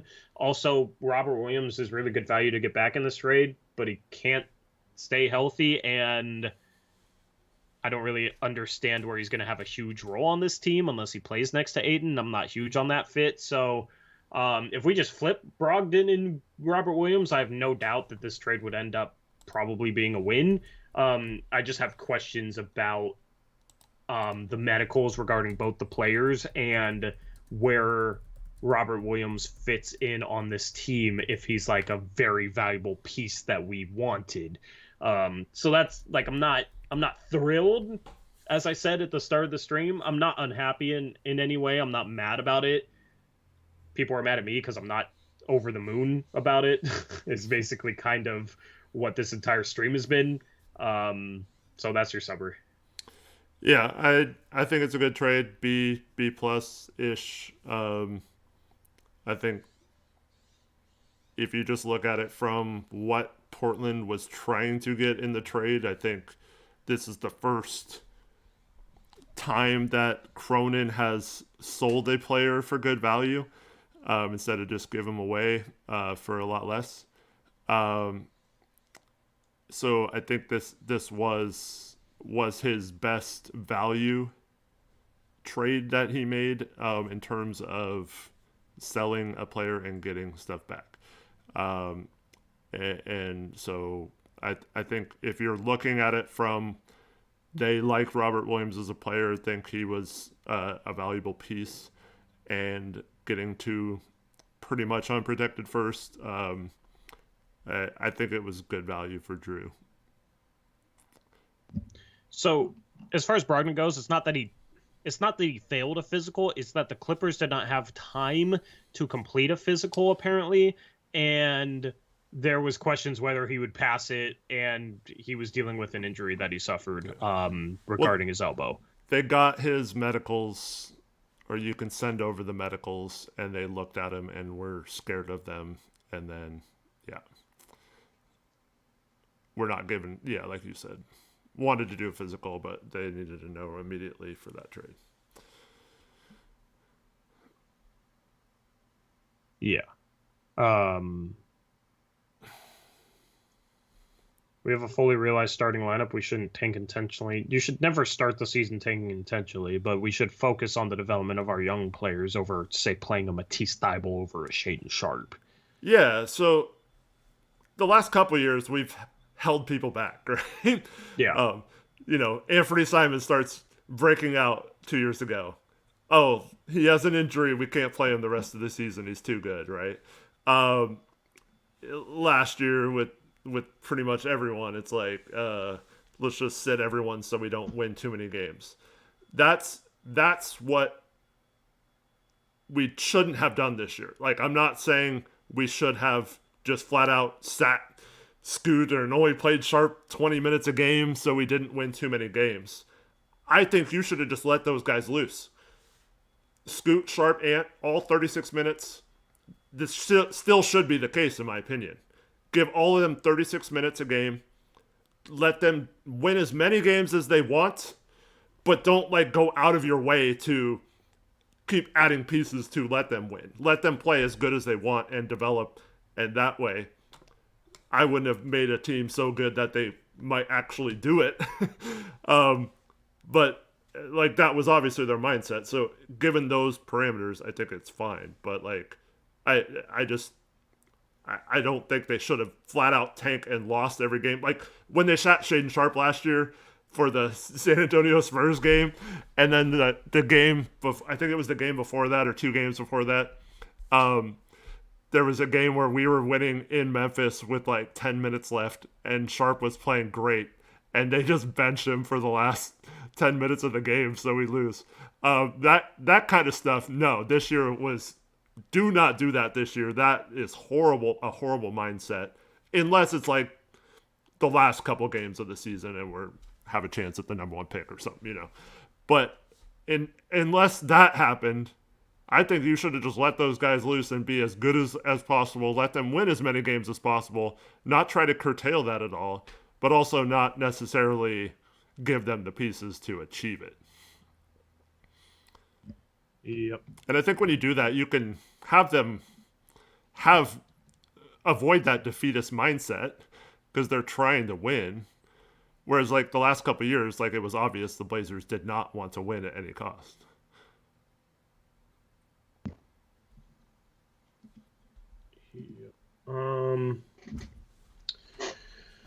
Yeah.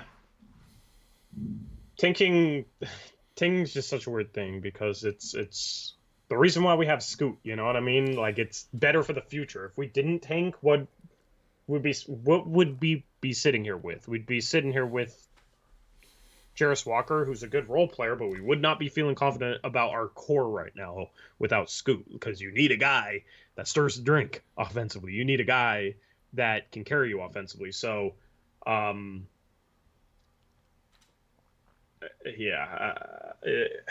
you don't start the season like that, but if we're in a position to do it at the end of the season, I'm completely fine with it.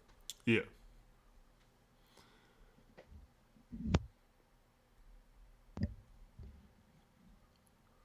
I'm just reading chat right now. Yeah. There's a question, or there's a question in chat. My real question is Sharp a shooting guard or small forward? Personally, I'd like to see him play at the shooting guard because of his size. That would lead to an Ant trade, though. Ant's the best shooter we have left. Tough choice. Well, that's why you start Sharp at the 3 next year. You start him at the 3, you start Ant at the 2, you start Scoot at the 1. You see if Sharp can handle being a small forward with Ant and Scoot, and then maybe you don't have to trade any one of the 3. And if it becomes obvious that Sharp should be playing at the 2 next to Scoot, well, you started Anthony Simons and still gave him a large role, and maybe he took a leap to stardom, and you can get back even more from a trade for him. That is why I am 1,000% in favor of starting Sharp so he can still have responsibility, see if he can fit at the 3. You don't bring Simons off the bench because that's only going to kill his trade value. You try and maximize it, and you also see if that core group of 3 guys can work together or not. But we're probably going to start Matisse Thybulle. So, yeah, in my opinion, when I say start all 3, if you're playing them all 36 minutes a game and you don't have any other guards, that's why I didn't want another guard. Sharp's still playing 2/3 of his minutes, 24 out of 36 at the 2. So that's fine. I think moving him up to start him just for that mindset and that mental aspect of it, letting him earn the starting spot so he can play a few minutes.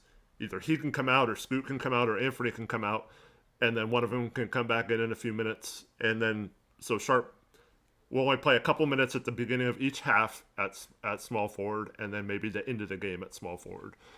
And then you're fine. And you have your 3-guard rotation.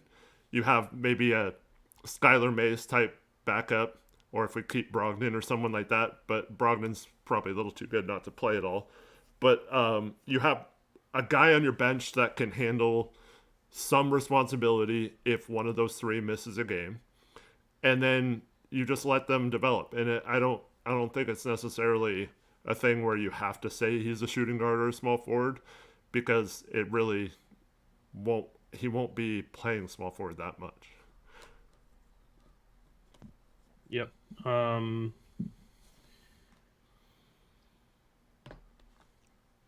like that this stream has calmed down. I already know people are going to watch the first 20 minutes and rage in our comment section, but it's whatever. Do you guys who love this trade at the beginning of the stream, do you see why we have some reservations about it? or maybe just, I'll speak for myself. Like, do you guys see why I have a couple reservations about it?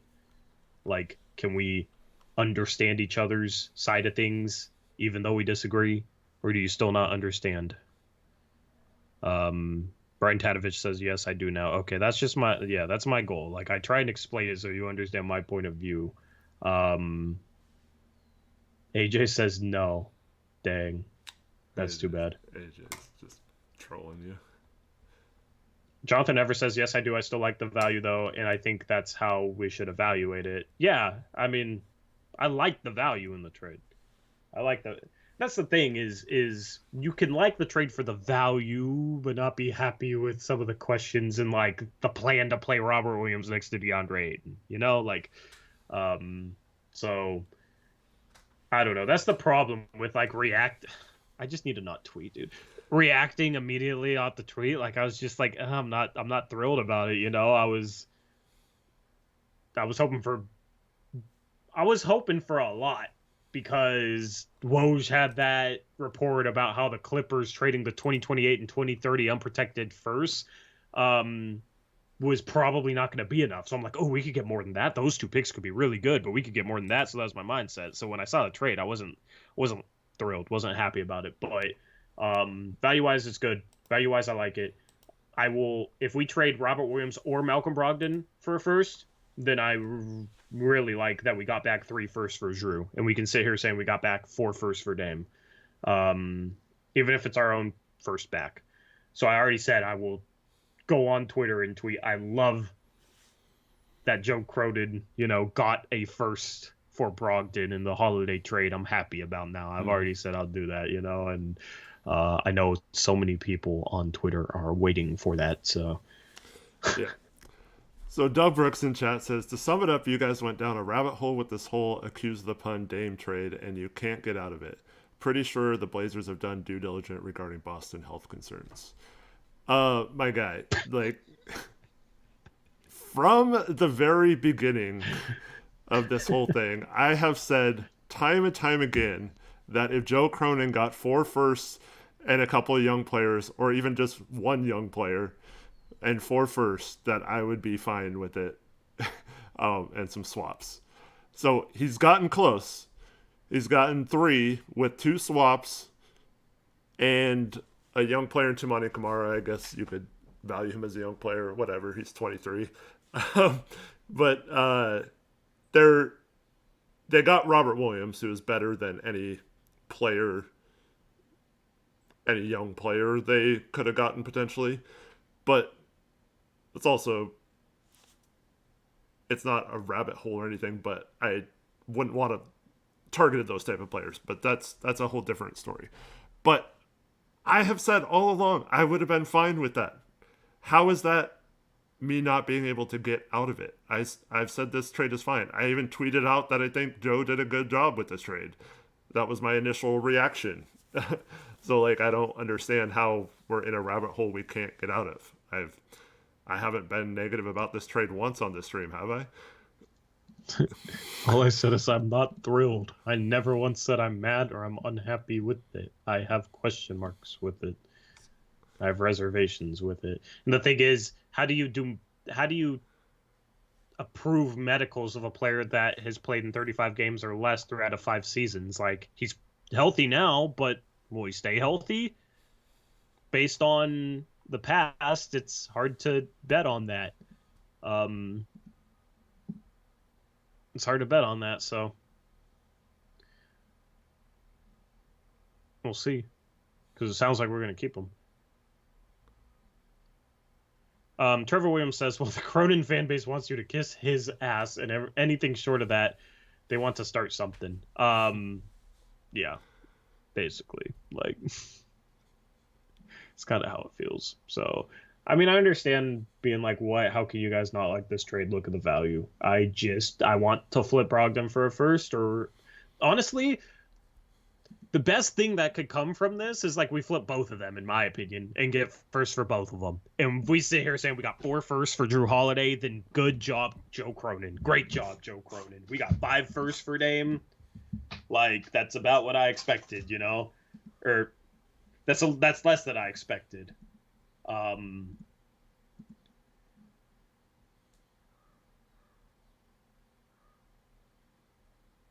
Radio Live, appreciate it. Glad you kind of understand. A little scrappy. I wouldn't bother watching Brogdon highlights right now, but yeah, watch all the Robert Williams. I know they're not trading Time Lord. Michael Akers, you did not come up with the my guy thing, so don't try. I don't even know who you are. He's trying to claim that. That's funny. I want my pick back from Chicago. That's probably the best thing for Brogdon is Lonzo and the pick back. Mm-hmm.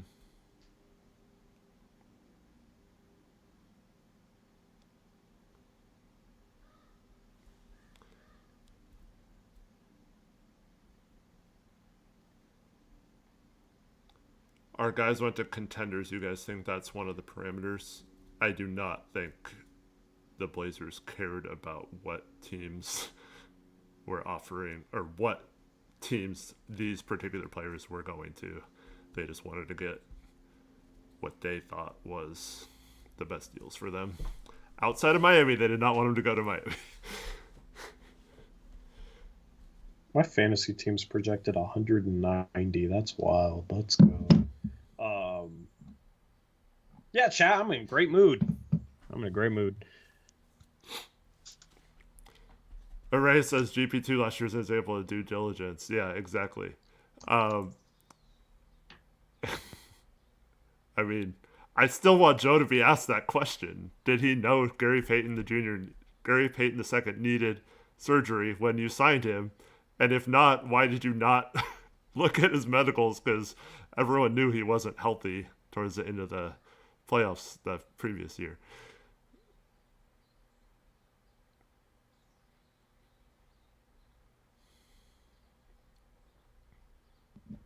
Sorry. I've told this dude I'm streaming multiple times. What, dude?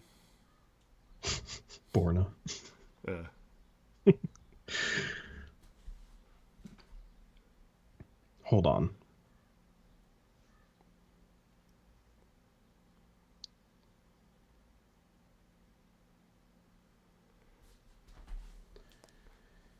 Rose City USA says, how is that lesson with you expected all summer long? You've been saying that Dame's trade value isn't good. So you think three first and Robert Williams is good, Rose City USA? Like, if I told you that at the beginning of the offseason, that we were trading Dame and we'd only get back 3 firsts and Robert Williams, you would say that's really good value. Like that's a really good market for Dame. Don't give me that crap. Like, no way. You would be saying we need at least 4 or 5 firsts, similar to what Mitchell, Gobert, and KD got. And if it wasn't that many firsts, we would need a star player or an all-star level talent. Yeah, I mean, that's just my problem with the whole thing is that's kind of the bar they set, the bar that was set beforehand.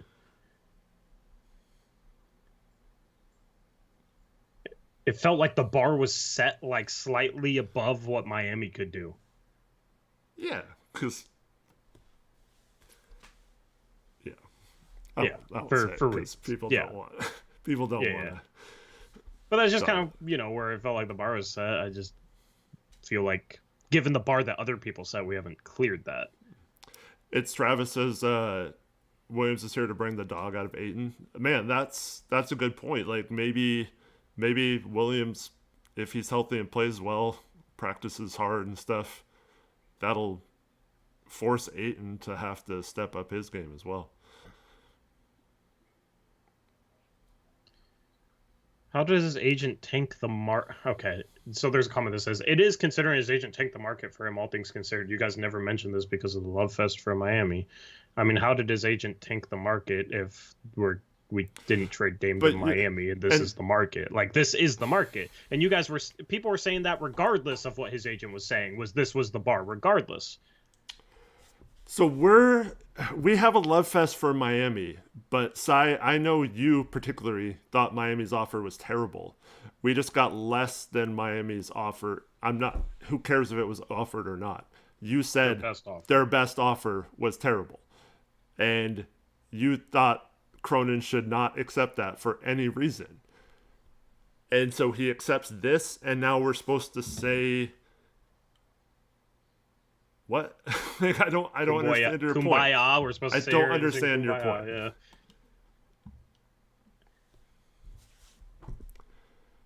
And the Woj article says they had this trade basically lined up since the beginning with Milwaukee.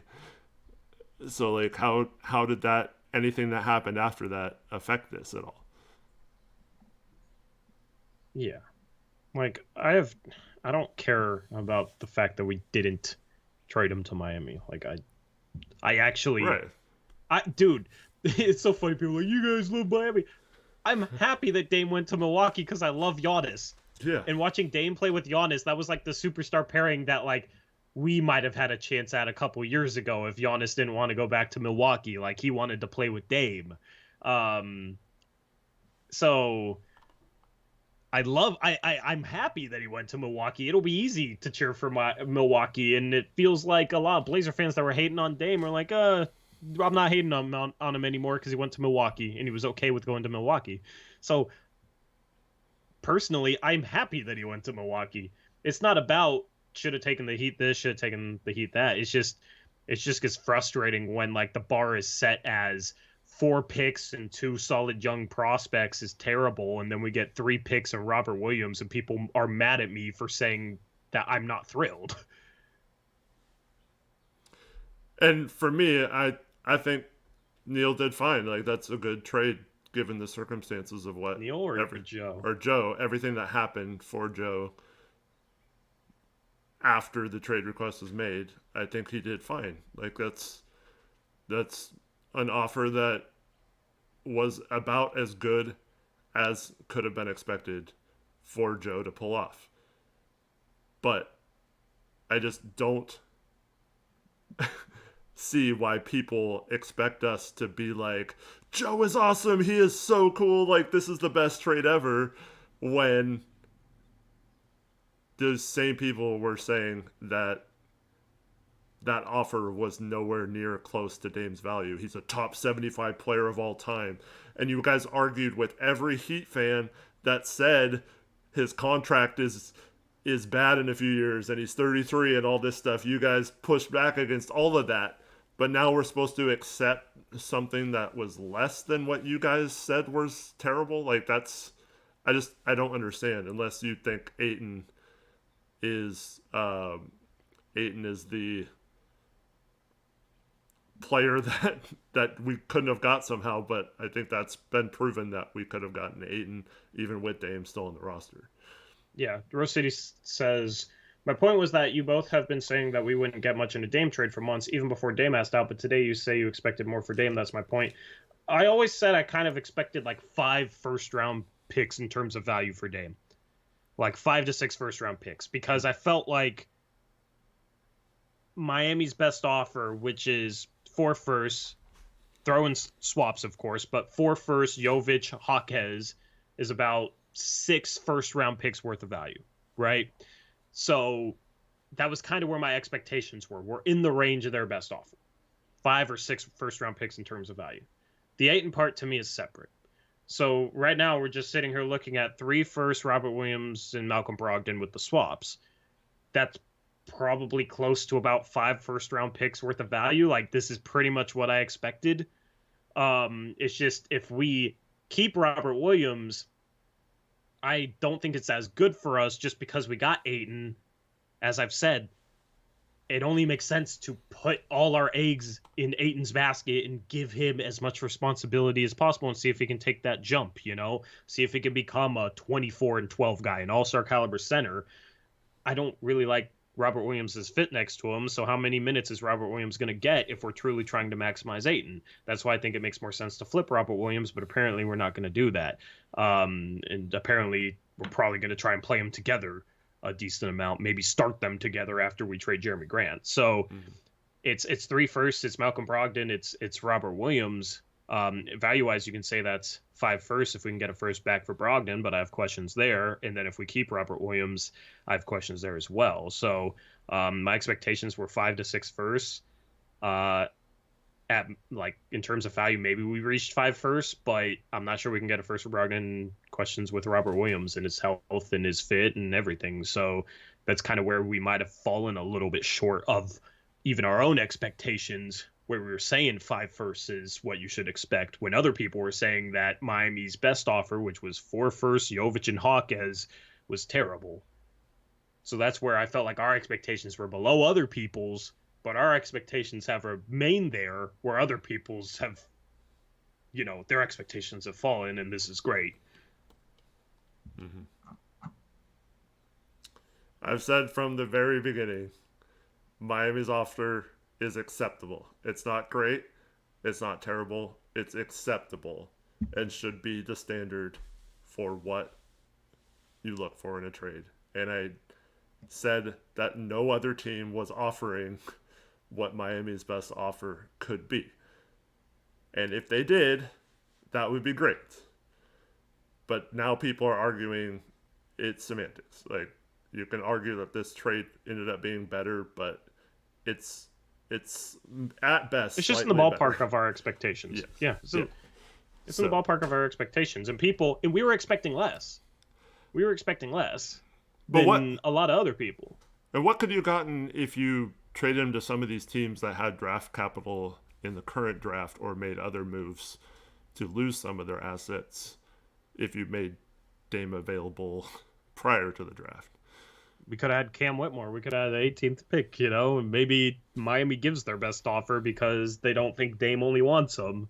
And then maybe you get Cam Whitmore, Nikola Jovic, and 4 firsts. Maybe they offer that. Like, I don't know. So every time we bring up like expectations and trade value and ever mention Miami, people say they weren't offering that. Okay, if they weren't, we're talking about expectations. Like, what were our expectations going into this? What was the organization's expectations going into this? So I expected to deal with 5 to 6 first round picks in terms of value. Are we at 5 first round picks in terms of value? Yeah, I mean, I think Robert Williams is clearly a first round value. There's a comment that said Torrey literally said 2 days ago that Cronin should be able to get 3 first round picks worth of value for Jrue, and if he does, I will say good job, Cronin, and be happy with the Dame trade.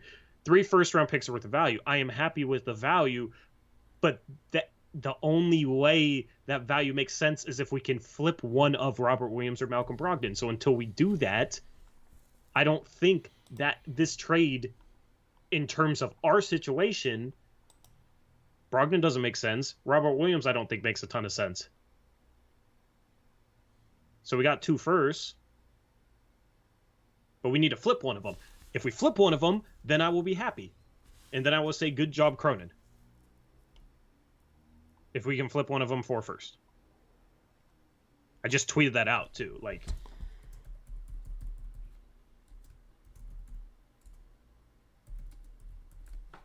how am I pushing the bar out?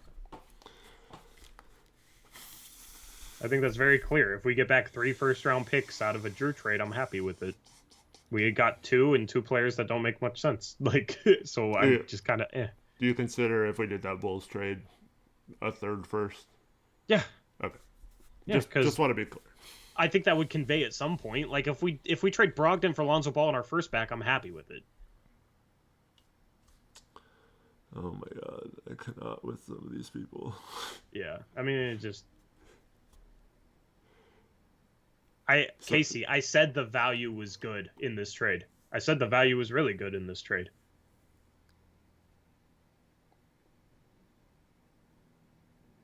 I just tweeted that too. Backtosh says, I want Kuminga so bad. Would you trade Chris Murray in a second for Kuminga? If yes, what about 2 seconds? I would do 2 seconds. They're not doing it. Kuminga would probably take 2 or 3 first to get, right? That's how much they value him. Like, come on. I would have loved to have gotten Kuminga. I like Kuminga. Traded for him in our mock off season. I was the Pacers, but yeah, like I have no problem with the value in this trade, Casey. I'm not pushing the bar out value wise. It just comes back to these players probably make more sense on another team than ours. And I'm not sure we can get a first for Brogdon. I'm not sure Brogdon has any value. And if we're keeping Robert Williams, I don't know. It's fine right now. Yeah.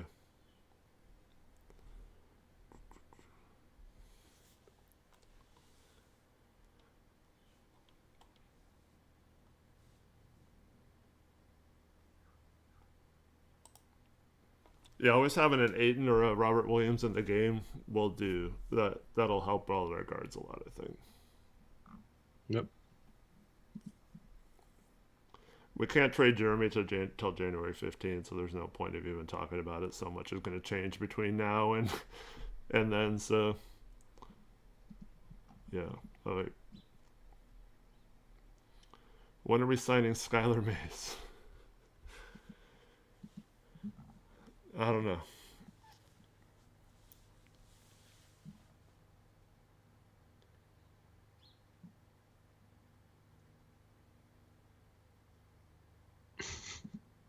So what guard do we get back in a Malcolm Brogdon trade that we then have to flip?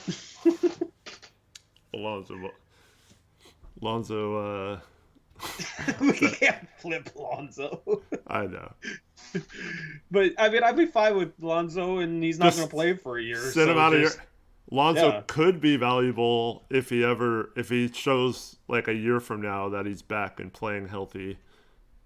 That could be a guy who you get something from. But yeah. Imagine we trade Robert Williams and Malcolm Brogdon for James Harden now. Colts are going for 2. They were down 23-0, have a chance to tie the game, and they do it. Wow. Who are they playing? The Rams. Man, Anthony Richardson leaves a 23-point second half comeback. I didn't get to watch my fantasy football team go off. Ugh. Yeah, I haven't watched like anything other than the score, but I have it on in the background. Guys, look at that. Look at that projection. 199. Man. Probably can't even see it. Oh, yeah. Yeah, like our rotation is looking really good. Our defense will be much improved. It's pretty crazy. The Texans are blowing out the Steelers. Oh, man. Josh Allen has 5 touchdowns. The Bills are blowing out the Dolphins. Is it PPR? Yeah, it's PPR. So I got Josh Allen, Stephon Diggs. Those 2 are going off. Nico Collins is going off.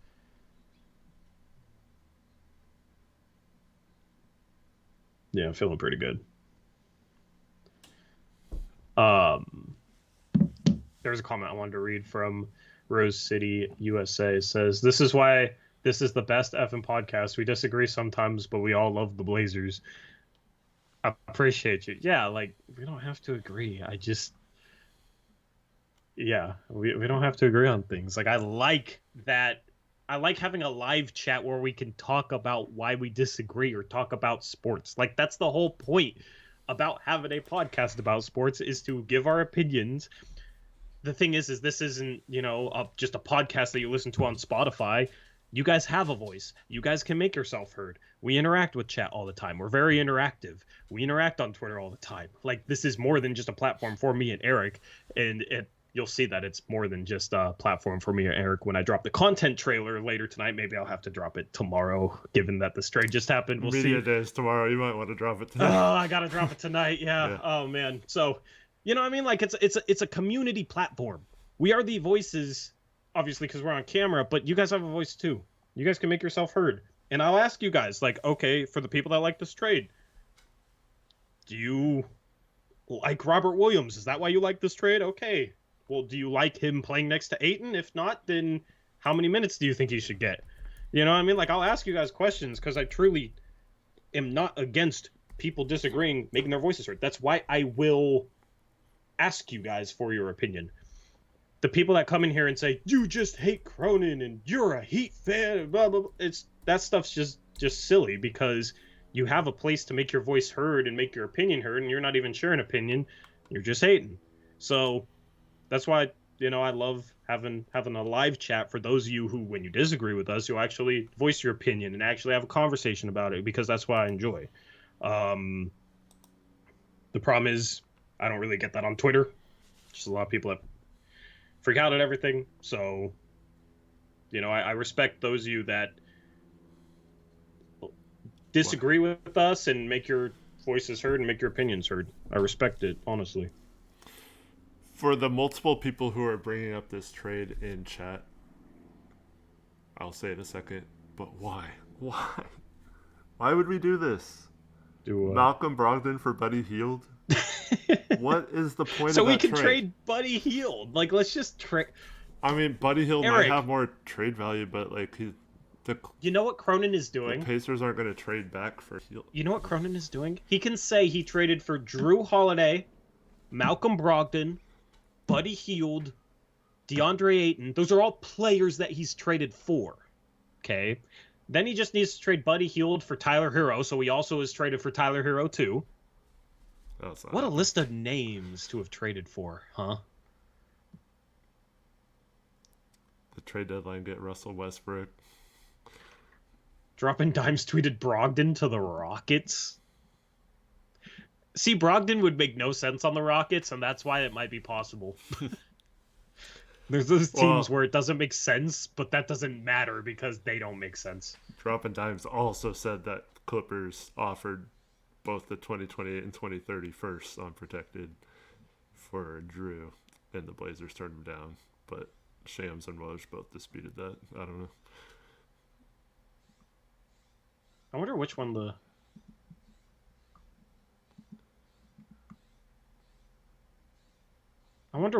one Cronin would have taken. I think they valued Robert Williams to where they took that one. I don't like valuing Robert Williams that much when you just got Ayton. Well, they needed big, lengthy defenders, and now he's actually doing it, Tori, finally. He said he needed it for a day. We got Ayton and Robert Williams. There's like a certain type of fan that hates Nurkic is absolutely ecstatic right now. Yeah. Because we got athletic bigs. I mean, that's cool. I don't know if they can work together. Neither of them shoot threes. Ayton's going to have to become a three-point shooter, I think. If he's going to fit okay next to Robert Williams, and or at least he's better going in the mid-range. Yeah, a big that's that reliant on mid-range shots it's tough to be efficient. Like Ayton has been efficient in his career. Last year took a step back. His efficiency was actually pretty close to Nurkic's. I want to see if Ayton can stretch his game out to 3 this year. Because he has touch. The problem is, Eric, he shoots the ball too flat. I truly think that's why he struggles from 3. That's why he's able to hit so many mid-range shots, but from 3, he just shoots the ball so flat. What would you think about Brogdon for DeAndre Hunter? Ooh, okay. Now you're kind of speaking to me a little bit. I don't know why the Hawks would ever do that because they just drafted Kobe Buffkin and have Murray and Trae Young, but I would do that. Bogdanovich, yeah. But I would do it. Someone said Brogdon for Sadiq Bey. Sadiq Bey only makes a couple million, so they'd have to match salary somehow. Yeah, and honestly, I wouldn't trade. I wouldn't trade Robert Williams for him either. I'm sorry, not Robert Williams. Brogdon. No, for Bey. No, Brogdon doesn't work, but I wouldn't trade Robert Williams for Bey either. Yeah.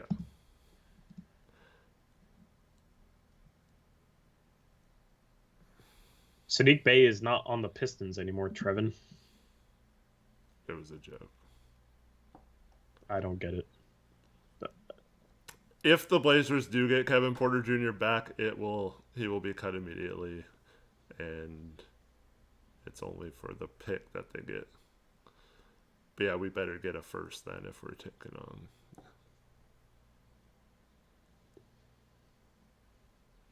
Cronin just throws all his goodwill out the window and gets Kevin Porter Jr. I don't want Keldon for Brogdon. I don't like Keldon Johnson's fit on this team because he's a perimeter player who struggles defensively.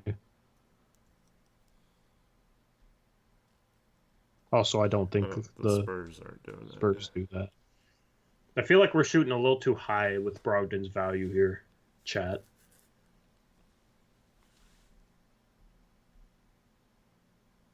I mean, what is your prediction for Brogdon? Because I think Brogdon's going to get moved. I feel like Brogdon might get moved today. Maybe we should just stop streaming. I think he'll get an expiring contract around his same contract, or a couple expiring contracts that come close to him, and a few seconds. That's what my prediction will be. But I would definitely go with a first, obviously.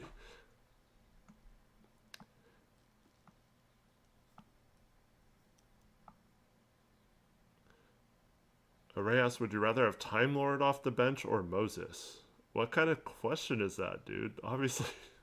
Obviously Time Lord, but if you're talking about maximizing value, you have to consider the value of Robert Williams playing, 16 minutes a game off the bench, or the value of trading Robert Williams to a team that would utilize him more. Mm-hmm. It's not about Robert Williams versus Moses Brown.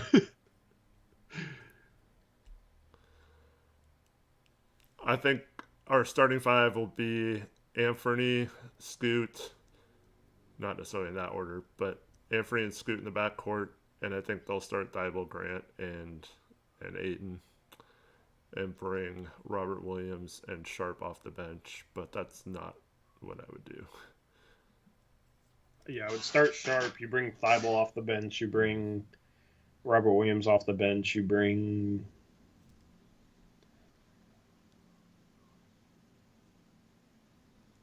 I don't know. Who? You need another perimeter player in there. But we traded Nas, and we traded Keon. Who else do you give, shooting guard small minute forwards to? You have, maybe 15, 16 of them. What? Do you play Grant? Well, think about it. So if you play, on average for Ant, Scoot, and Sharp, you're playing them maybe 33, 34 minutes a game? I just do 36. Okay, let's just do 36, which I feel like they might play Sharp a little less. Yeah, for sure. I'm saying, but you asked me what I would do. I would say yeah, but if you play them all 36 minutes, right? You got 48 at point guard, shooting guard, small forward, and Sharp will swing between shooting guard, small forward. Simons will swing between point guard, shooting guard, and then Scoot's point guard, right? So you can just look at those three positions.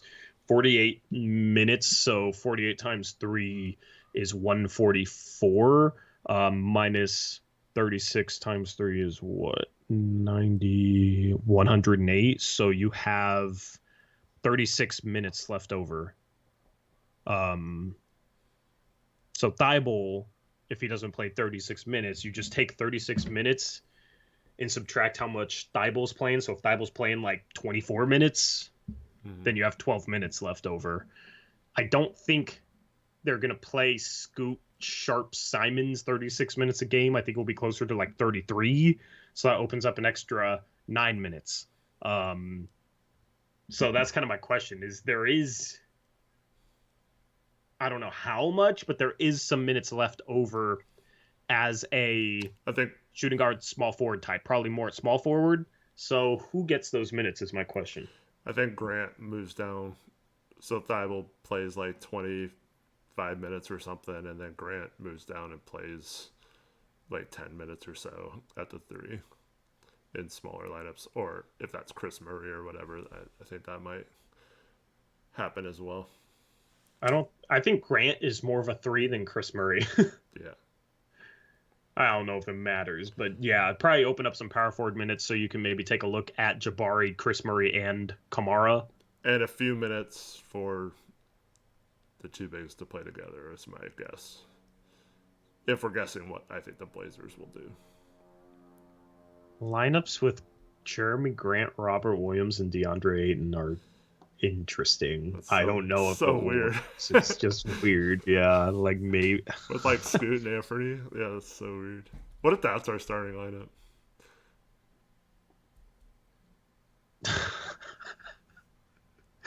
Like, yay, this trade is great. We got Robert Williams. Now we start him over Sharp. Basically, by moving Grant to the 3. I would be annoyed. I would be annoyed if that was our starting lineup then. Yeah.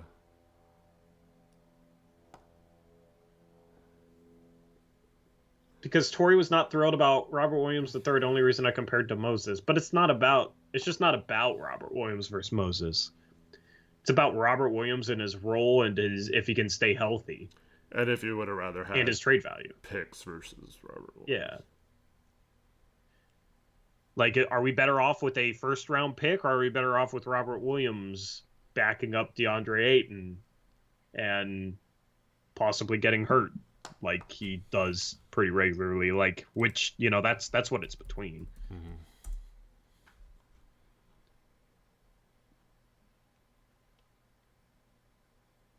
Anyway. Dang, I'm missing all these. The Bears. All these games. I got red zone on. They lost to the Broncos. Yikes. Got Eagles 24, Washington 24. Somehow this Rams-Colts game, the Colts tied it at 23 with under 2 minutes left, and they both had a chance, and neither team did anything with it, and now the Rams have the ball back with like 13 seconds. It's so funny that you were complaining about that being the only game on, but it's been lit. Yeah. Well, it wasn't. It was 23-0. AJ Brown just scored. Philly just went up on Washington. How's Puka doing?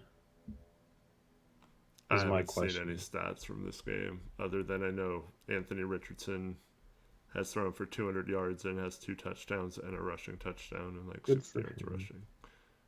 Good for him.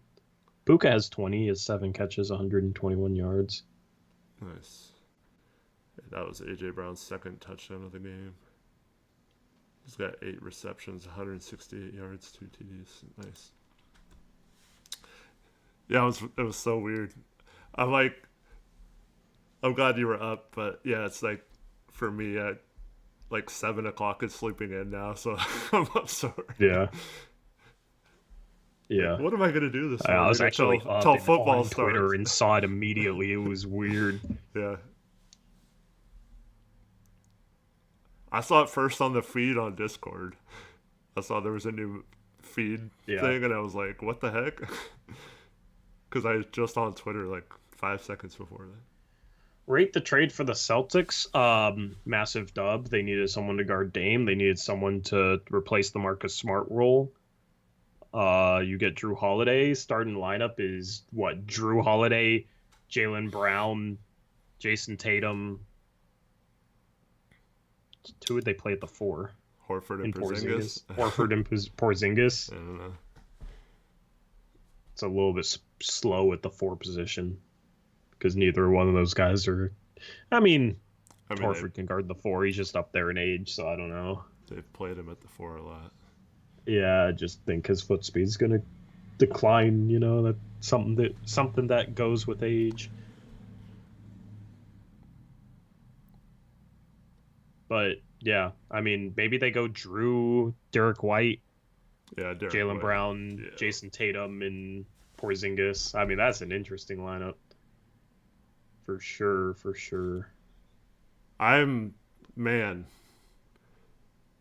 In the East, I know I tweeted this out, but if there's a healthy for both teams Bucks Celtics series in the playoffs next year, that's going to be crazy. Yeah, Drew versus Dame, Drew versus old team, Dame versus Jaylen Brown. The guy he tried to get join him in Portland. Porzingis versus Brolo. That's interesting matchup. Mm-hmm. Yeah, the Celtics are gonna have a tough time guarding the Giannis though. But That's the two favorites by far now. oh yeah, easily. Like both those teams, both the Bucks and Celtics got better, and the Heat didn't. I don't think the Heat beat them in the series now. I didn't think so last year, but so never rule out the Heat. But man, Well, like even if the Sixers get Brogdon somehow, they're not as good as they were last year, going from Harden to Brogdon. Yeah. The Cavs and the Knicks, you think should be at least as good as they were last year, but they're not as good as those two teams. So they didn't really do anything. Yeah. I feel like tier 1 is Milwaukee and Boston. Tier 2 is Philadelphia and Miami. Tier 3 is New York, Cleveland. I don't know if there's any other teams you want to throw in there, but who else made the playoffs last year? Brooklyn, I don't think is in the same league as New York, or I think Brooklyn's a lottery team. I'd probably put New York and Cleveland closer to Philly and the Heat right now. Yeah, I would too. I'm just at least regular season. Like maybe the next tier starts. So Milwaukee and Boston, then it's Philadelphia, Miami, then it's. But it depends on Harden. Like maybe Philadelphia should be. Maybe the next tier should just be Miami, Philadelphia, New York, and Cleveland. Yeah. And then I don't think Harden's reporting. Yeah. And then after that you got Atlanta, Brooklyn, like Orlando maybe if they take a step. I feel like I'm forgetting a decent team. Who am I forgetting, Chat? Toronto. Am I forgetting Toronto maybe, but Atlanta? they didn't. Yeah.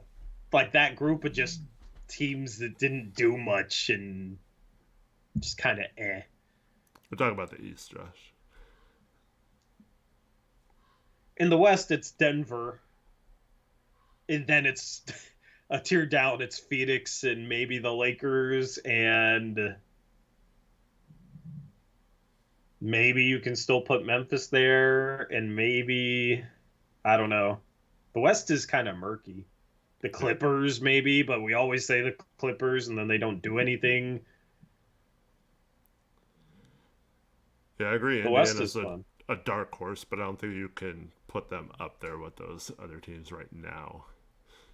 The dark horse tier in the East is Indiana and Orlando. Like, I could see both those teams taking a jump and being better than, like, Toronto, Atlanta, Chicago. If Cade's healthy, don't rule out Detroit either. Yeah, I just think it's going to take them some time to figure out how their pieces fit offensively. You just got Ivy, Cade, Asar is just an interesting group. They're very talented, but like, how do they play off each other? Yeah, I think they're just going to have some growing pains. I'm thinking about Cade and Jalen Duren dominating the scrimmages of the USA Select thing this summer. They look like a formidable pick and roll duo. Do you think this is an important year for Cade in terms of his narrative as a number one pick? Like, this is the year he's supposed to break out. Yeah, I feel like if he doesn't take a big step this year, people are going to start calling him a bust. I don't think it's big step. I think he just needs to be on the court because that's been his problem is he's gotten hurt last year. So. Yeah, but you want him to look better than you want him to show improvement. So I don't know, man.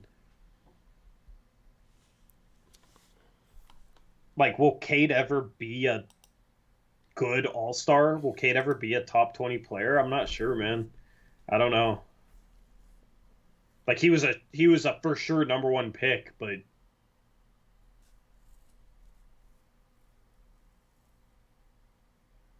people thought he was going to be a superstar. He still can be. I don't know. I think he will be if he's healthy, but that's not a guarantee. Yeah, even if he's healthy, I don't know if he'll ever be like a superstar. I think of as like a top 10 player or somebody that you could make an argument for them being a top 10 player. I mean, he looked unstoppable in those scrimmages, like the best player on the court. So I don't know.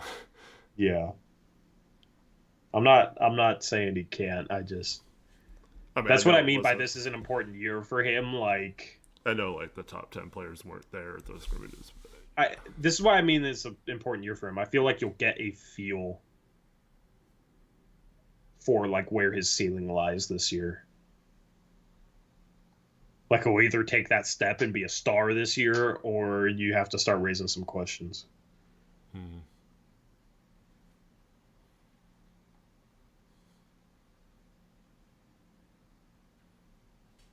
Ivy looks bad to me. Ivy was a rookie. I kind of expected Ivy to struggle a little bit his rookie year.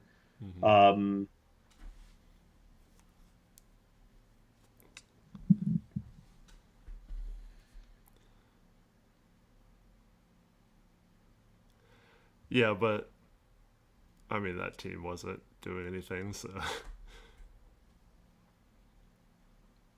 Yeah.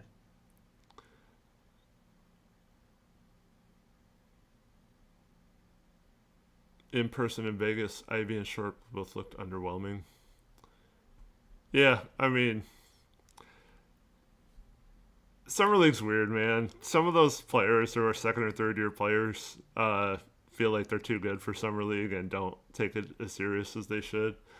And then you got players that take it too seriously that are second year players and have to be like held back from playing anymore. So yeah, it can go both ways. But yeah, I don't like to see that mindset, but it's understandable. Like if you're coming off a good into your rookie year, like both Sharp and Ivy were, and you have like your team's asking you to play in Summer League, like I don't know, you just don't take it as serious as you normally would, even though you probably should.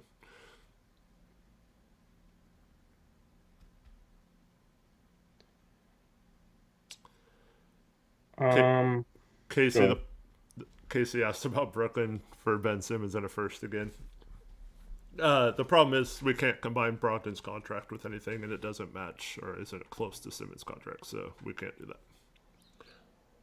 We could include it in this trade if it's not official yet. Washington has second and goal with 1 second left, down 7. There's some good football on today, man. I wonder if they're going to go for 2 if they score. Let's see. I would if I was them. Oh, they scored. Good job. Jahan Dotson. Go for 2.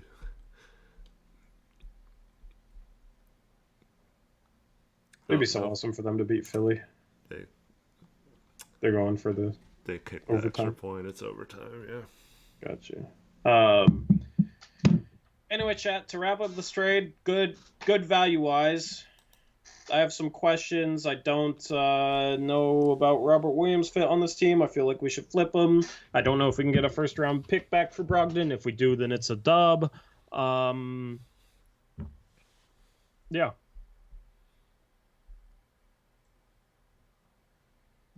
I know people want to attach the Ayton trade to this, so if we get back 4 firsts and Ayton for Dame, like, I am absolutely cool with that. And Robert Williams, like, I'm cool with that. So Brogdon just needs to fetch a first.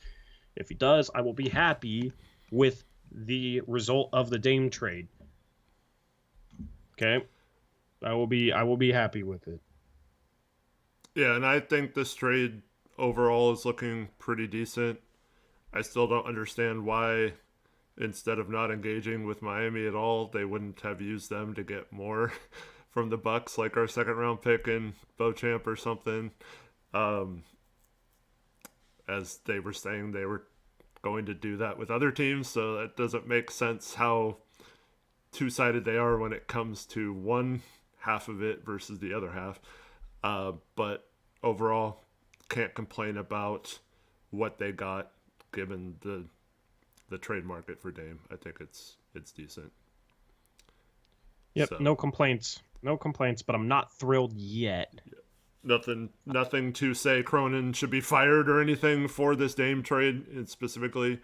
I don't think he should be necessarily hailed as a great GM for making this trade as well. But yeah, good trade overall. I'll take it, and hopefully something happens with Brogdon so we can just move on. And media day is going to be interesting tomorrow. Mm-hmm. But yeah, the stuff leading up to the trade is what I don't think Cronin deserves any credit for then trading someone like. Yeah, like, don't ask us for apologies for criticizing him for how he handled Dame because he gets a good return for Dame, because it's two separate conversations. Like, Yeah, it's like if I purposely break Tori's leg later today, I shouldn't then be given credit if I drive him to the hospital and make sure he's okay, and make sure his cast is on right and heals properly and stuff like that. Like I still was the one who broke his leg. So yeah. So, I mean, we've always said it's about how Cronin went about it, how he handled it, not the result. So the result is not going to change anything. Puka just scored a touchdown. Puka, my guy Puka. I love Puka, man. Good trade, Smog. I traded him, but game-winning touchdown. That's his first career touchdown, I think. Yeah. Good for him. So, anyway, that's our thoughts on the matter. I'm sure the comment section will be raging at us. Oh God, I don't even want to read the comment section. Rose City USA says, when's the next stream? Good question. So unless a Brogdon trade happens between now and then, our next stream will be tomorrow, Monday night. And we'll break down all the things that happen at Media Day. Yep. I will also have a content trailer dropping later this evening. Pretty excited for that. It's going to be announcing all our plans for this year. We're doing more than ever. I always put my best foot forward in terms of trying to do stuff for this channel, and this year we're doing more than ever. So I'm excited for that. Definitely check that out. And we'll see where Brogdon goes. And I know you guys are waiting for my Joe Cronin great job tweet. I'm thrilled, Joe. I know the people are waiting for that. So, we'll see. If it just comes down to this entire offseason comes down to Malcolm Brogdon. Let's go. I don't think it's that. I don't think it matters that much. I would like matters to me to get more from him, but short of having to watch you put that tweet out, I don't think it really. If we get a few seconds or a first, I mean, I'd be happy with a first, but I don't think it makes or breaks the entire offseason. Alex Wolf is trolling. Yeah, anyway, that's a wrap. I'm not the one running the stream, so, I'm kind of doing an outro. All right, well, thank you everyone for tuning in. Eric. Appreciate it all. Yep. Thank you for joining us on this Sunday. And, Blazers finally get at least another step closer to finding out what the roster will be like to start the season. We'll look forward to covering it all with you guys. And look for Tori's video later today with what we're going to be doing with our second channel. And some exciting stuff there. So if you're into that, make sure to check that out. And I hope you guys all have a good rest of your day. Thank you for tuning in. For Tori Jones, this has been Blazers Uprise. Peace out. Go Blazers.